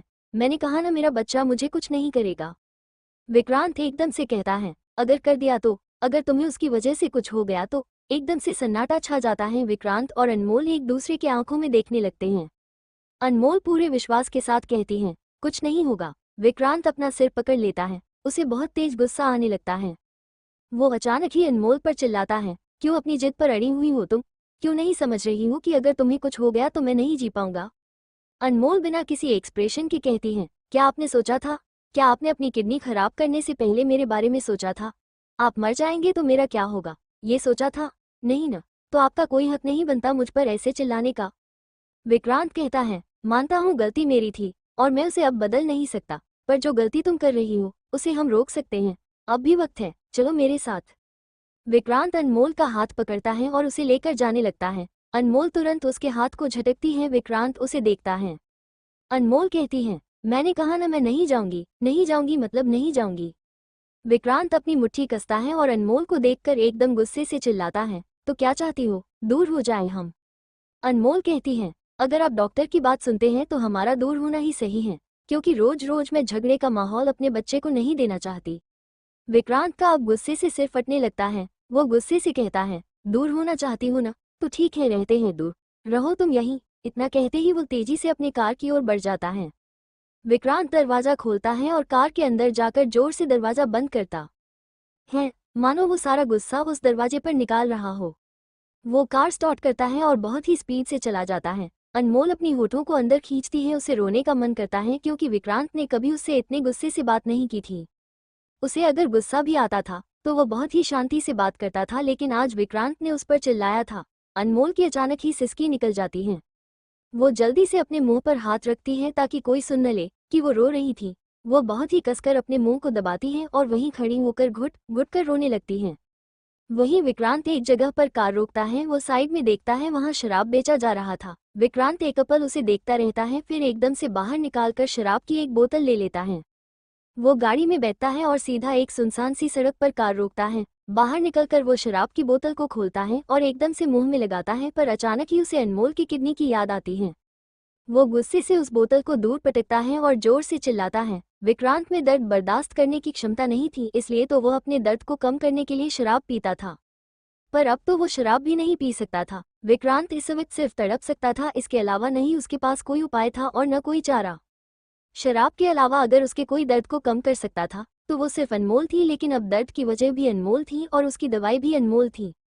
विक्रांत चीखते हुए घुटनों के बल बैठता है और रोड में गुस्से से पंच मारने लगता है। उसे गुस्से और दर्द ने घेर लिया था। वो इस वक्त सिर्फ और सिर्फ गुस्से और दर्द से तड़प रहा था। विक्रांत घर पहुंचता है। जयश्री उसका इंतजार करते करते सोफे में ही सो गई थी। आज शेरखान भी घर पर नहीं थे, तो इसीलिए जयश्री विक्रांत के इंतजार में थी। अपनी माँ को इस कदर सोफे में सोया हुआ देखकर विक्रांत उनके पास जाता है और बैठ जाता है। वो जयश्री की गोद में सिर रखकर अपनी आंखें बंद कर लेता है। विक्रांत के ऐसे लेटने से जयश्री की आंखें खुल जाती हैं। वो अपनी गोद में विक्रांत को देखकर पूछती है, क्या हुआ? कहाँ गए थे आप? और अनमोल कहाँ है? विक्रांत ये बिल्कुल भी नहीं बताना चाहता था कि उसका और अनमोल का झगड़ा हो चुका है, वो भी बहुत बुरी तरीके से, और ना ही वो ये बताना चाहता था कि अनमोल प्रेग्नेंट है। वो धीरे से कहता है, मुझे नींद आ रही है माँ। जयश्री थोड़े परेशान होकर कहती है, वो तो ठीक है, लेकिन अनमोल कहाँ है? विक्रांत कहता है, वो अपनी माँ पापा के घर में है, उसे कुछ वक्त अपने माँ पापा के साथ रहना है। इतना बोलते ही वो खामोश हो जाता है। इसके आगे वो अब और कुछ नहीं कहता। जयश्री कहती है, क्या उन्होंने अपनी दवाई ली है? और आपने भी कोई दवाई नहीं ली? क्या आप दोनों भूल गए? आप दोनों की तबीयत बिल्कुल भी ठीक नहीं है। आप दोनों को अभी भी प्रॉपर दवाई लेनी है। विक्रांत अब कुछ नहीं कहता। उसकी आंखें बंद थीं और वो अपनी माँ की गोद में अपने चेहरे को छुपाए हुए था। विक्रांत को ऐसे खामोश देखकर जयश्री को थोड़ा अजीब लगता है। वो उसे पूछती है, विक्रांत, सब ठीक तो है ना? विक्रांत नींद भरी आवाज में कहता है, हाँ, बस मुझे बहुत जोर की नींद आ रही है। जयश्री उसे कहती है, ठीक है, आप पहले खाना खा लो, दवाई खा लो, उसके बाद सो जाना। विक्रांत फिर एक बार शांत हो जाता है। जयश्री उसके कंधे पर हल्के से थपथपाते हुए कहती है, चलिए, उठिए। विक्रांत अभी भी खामोश रहता है। जयश्री फिर एक बार उसे पुकारती है, उठिए विक्रांत। विक्रांत धीरे से अपनी आंखें खोलता है और अपनी माँ की गोद से सिर हटाकर बैठ जाता है। जयश्री उठती है और कहती है, आप यहीं बैठिए, मैं खाना लेकर आती हूँ। इतना कहकर वो चली जाती है। विक्रांत सिर झुकाए बैठा रहता है। आज उसके मुंह से कोई शब्द नहीं निकल रहे थे। वो बस पूरी तरह से खामोश था। थोड़ी देर बाद जयश्री खाना लेकर आती है और उसके पास बैठ जाती है। विक्रांत की जिस तरह की हालत थी, उसे देखकर जयश्री अपने हाथों से उसे खाना खिलाती है। वैसे तो उन्हें मालूम नहीं था कि विक्रांत किस वजह से इस हालत में है। उन्हें तो लग रहा था कि विक्रांत को बहुत तेज नींद आ रही है, जिस वजह से उसका ये हाल हुआ है। पर सच्चाई तो कुछ और ही थी। जयश्री उस सच्चाई से अनजान थी। एक के बाद एक निवाला जयश्री उसे खिलाने लगती हैं। विक्रांत भी खाता जाता है, क्योंकि उसे फिर एक बार याद आ जाता है कि अनमोल ने जो किडनी उसके लिए कुर्बान की थी, उसे उसकी हिफाजत करनी है। उसे उस किडनी को सही सलामत रखना है। उसके लिए उसे खाना तो खाना ही पड़ेगा। सारा खाना खिलाने के बाद जयश्री दवाई लेकर आती है और विक्रांत को दवाई भी खिला देती हैं। उसके बाद विक्रांत धीरे धीरे कदमों से अपने कमरे की ओर चल देता है। जैसे ही वो कमरे में पहुंचता है, उसकी नज़र चारों ओर घूमने लगती है। यह वही कमरा है जो आज सुबह उन दोनों की हंसी से खिल उठा था। आज सुबह यही वो कमरा था जिसमें दोनों पागलों की तरह हंस रहे थे, एक दूसरे में खोए हुए थे। उस कमरे में बस अनमोल की हंसी की गूंज थी। अब विक्रांत को अंदर ही अंदर अनमोल की नामौजूदगी खलने लगती है। वो जाकर बेड पर बैठ जाता है। अब उसे कमरे की यह शांति चुभने लगती है। हर रात उसे इस कमरे में उसके और अनमोल की मौजूदगी की आदत हो गई थी। अब वही कमरा, वही दीवारें, वही खामोशी उसे काटने को दौड़ती है। विक्रांत धीरे से बेड पर लेट जाता है। उसके लेटते ही उसे ऐसा महसूस होता है जैसे कोई उसके पास लेटा हो। वो अपने बगल में देखता है, लेकिन वहां कोई नहीं था। बेड पूरा खाली था। विक्रांत धीरे से बेड पर हाथ रखता है और अनमोल की मौजूदगी को महसूस करने की कोशिश करता है। उसकी आंखें बंद हो जाती हैं और वो धीरे से बुदबुदाता है, तुम रिएक्ट तो ऐसे कर रही हो जैसे मुझे अपने बच्चे को मारने में बहुत सुकून मिलेगा। चाहे मैं तुम्हारा अबॉर्शन कराऊं या न कराऊं, बेचैनी तो रहेगी ही। अगर मैं तुम्हारा अबॉर्शन न भी कराऊं, तब भी मेरा दिल उतना ही तड़पेगा जितना अबॉर्शन करवाने के बाद तड़पेगा। तुम समझ नहीं रही हो। अगर तुम्हें गलती से भी कुछ हो गया तो मैं जीते जी मर जाऊंगा। मेरे लिए तुम दोनों बहुत जरूरी हो, लेकिन सबसे जरूरी मेरे लिए सिर्फ तुम हो धर्मपत्नी। तुम सिर्फ मेरी धर्मपत्नी नहीं हो, तुम मेरी जिंदगी हो। इतना कहते ही वो खामोश हो जाता है। विक्रांत अब सीधा होकर लेट जाता है और छत को एकटक देखने लगता है। उसके चेहरे के भाव अचानक से बदल जाते हैं। उसे फिर एक बार गुस्सा आने लगता है। वो अपनी मुट्ठी भींचता है और आंखें जोर से बंद कर लेता है। उसे याद आता है कि अनमोल ने बच्चे और उसके बीच बच्चे को चुना था, न कि विक्रांत को। ये याद आते ही उसका दिल तड़प उठता है। दर्द और गुस्से से वो भीतर ही भीतर पागल होने लगता है।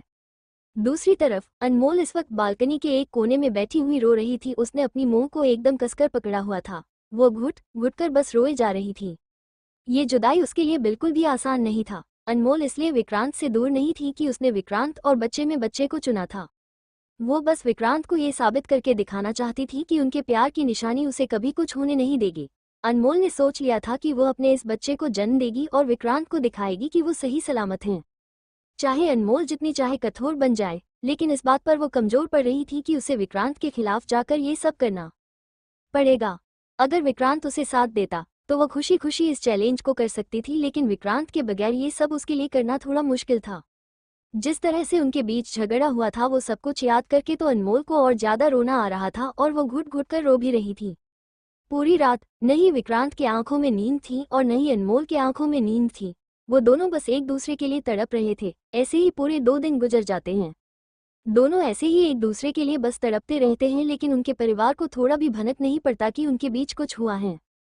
दूसरे दिन विक्रांत उस कमरे में था जो कमरा उसने अपने बच्चों के लिए बनाया था। वो गौर से उन कमरों को देख रहा था। वो चारों तरफ देखने के बाद एक गहरी सांस लेता है और वहां से निकलकर अपने बेडरूम में आ जाता है। वो लैपटॉप निकालता है और कुछ सर्च करता है। वो किडनी ट्रांसप्लांट से लेकर प्रेगनेंसी तक सब कुछ बहुत डिटेल्स में जांच करने की कोशिश करता है। डॉक्टर ने जो कहा था वो सब कुछ एकदम सच ही था।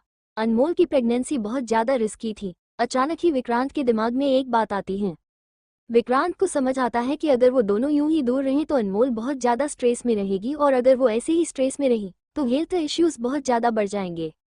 हो सकता है वो बच्चे को जन्म देने से पहले खुद की ऐसी हालत कर दे कि न बच्चा रहेगा और न ही अनमोल।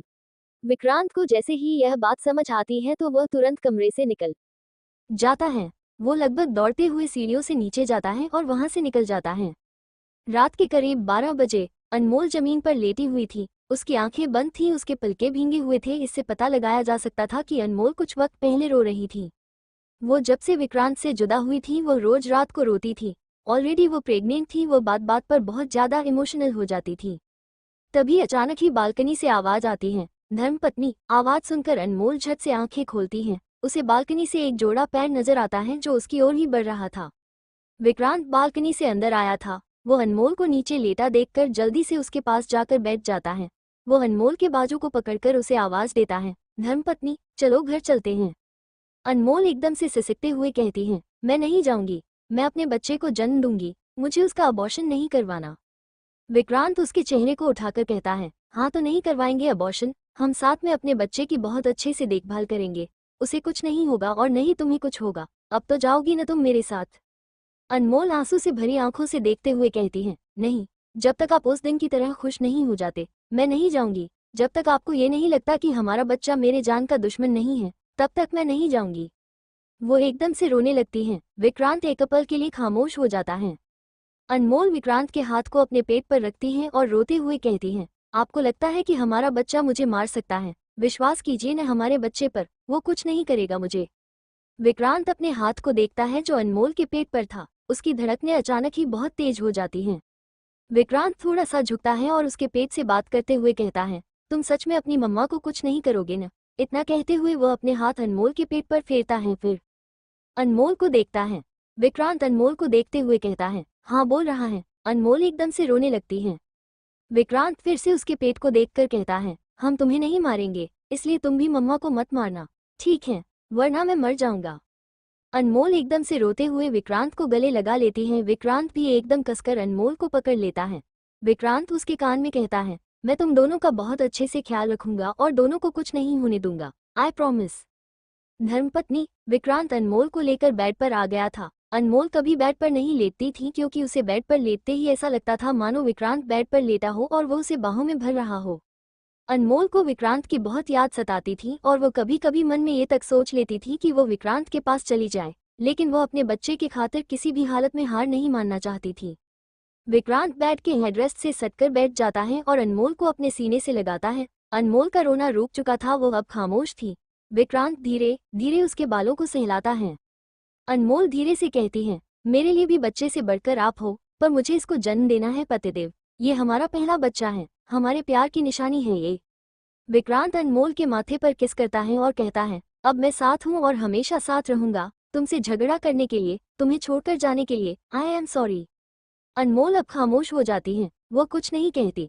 विक्रांत अनमोल के माथे पर बार बार किस करने लगता है। 2 दिन की दूरी भी उनके लिए बहुत ज्यादा थी।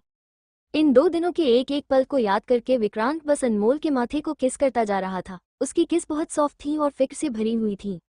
कुछ देर बाद अनमोल विक्रांत के सीने से सिर निकालकर उसे देखने लगती हैं। अनमोल की आंखें हल्की लाल थीं और साथ ही सूजी हुई, रोने की वजह से। अनमोल अपने हाथ से होठ पर इशारे करके कहता है, आपने मुझे यहाँ पर किस नहीं किया।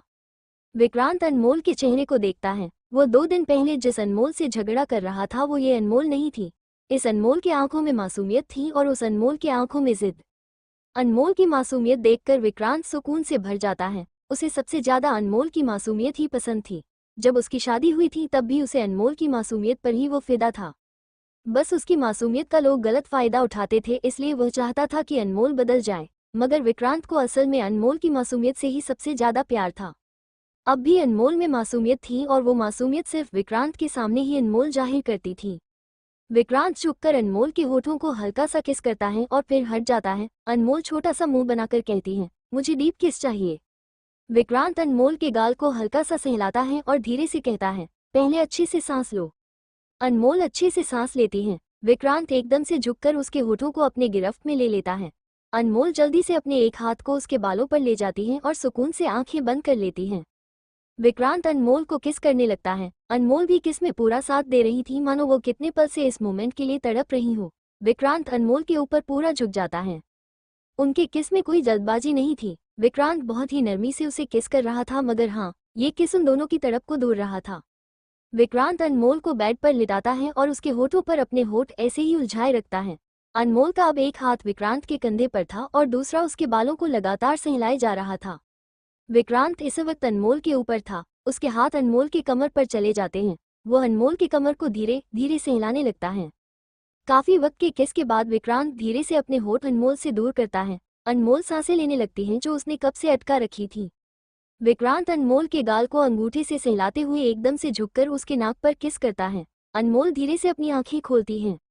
विक्रांत अनमोल के गाल को यूं ही सहलाते हुए धीरे से कहता है, इन 2 दिनों में मेरे बिना तुमने अपनी हालत खराब कर दी और कहती हो कि अकेले बच्चे को संभालोगी।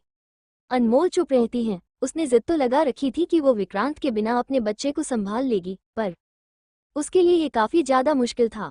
विक्रांत अब उसके बालों को साइड करते हुए कहता है, घर में तुमने बताया कि तुम प्रेग्नेंट हो। अनमोल न में सिर हिलाकर कहती है, ओह हाँ। विक्रांत अनमोल के होठ के किनारे किस करता है और कहता है, कल हम सबको तुम्हारे प्रेगनेंसी के बारे में बताएंगे। अनमोल धीरे से कहती है, ठीक है, लेकिन हम उन्हें सरप्राइज देंगे, ऐसे नॉर्मल नहीं बताएंगे। विक्रांत अनमोल के गाल पर किस करता है और धीरे से कहता है, okay now close your eyes. Vikrant उसके ऊपर से हटकर बगल में लेट जाता है। अनमोल उसके सीने में अपना चेहरा छिपा लेती हैं। 2 दिन तक दोनों ठीक से सोए नहीं थे, इसलिए दोनों एक दूसरे की करीबी को महसूस करके तुरंत ही सो जाते हैं। अगली सुबह अनमोल की आंखें जैसे ही खुलती हैं वो खुद को कमरे में अकेला पाती हैं। ये देखकर वो जल्दी से उठकर बैठ जाती है और इधर उधर देखने लगती हैं। एक पल के लिए तो उसका जी घबरा जाता है। उसे ऐसा लगता है मानो कल रात जो कुछ भी हुआ वो बस एक खूबसूरत सपना था।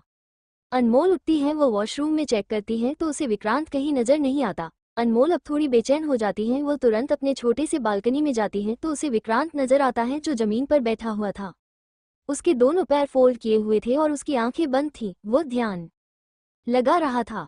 अनमोल की मानो जान में जान आए। उसे तो ऐसा लगा मानो कल जो सब कुछ हुआ वो बस एक सपना था और टूट गया, मगर ऐसा कुछ नहीं था। कल जो कुछ भी हुआ था वो सच था। अनमोल को जैसे ही यह महसूस होता है तो उसे बहुत सुकून आता है। अनमोल धीरे से आगे बढ़कर विक्रांत की गोद में बैठ जाती है। विक्रांत खामोश रहता है, उसका ध्यान नहीं टूटता।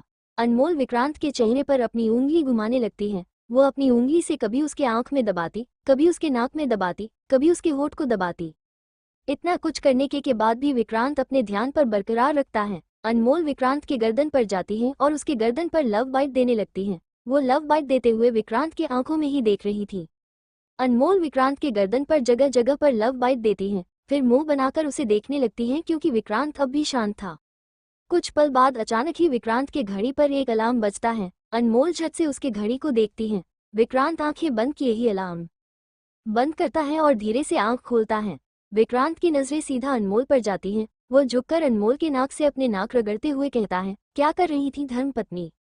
अनमोल अपने दांत दिखाकर कहती है, अपने प्यार का निशान बना रही थी। विक्रांत कहता है, चलो मैं भी बनाता हूँ। इतना कहते ही वो अनमोल के गाल पर काटने लगता है। अनमोल एकदम से चिल्लाती है, नहीं। विक्रांत कुछ पल बाद अनमोल के गाल को छोड़ता है। अनमोल के गाल पर विक्रांत के दांतों के निशान नजर आते हैं। अनमोल अपने गाल को सहलाते हुए विक्रांत को घूरती है। विक्रांत अब अनमोल के कंधे पर आ जाता है। वो अपने दांत गिराता है। अनमोल विक्रांत के कंधे पर मारते हुए कहती है, छोड़िए मम्मी।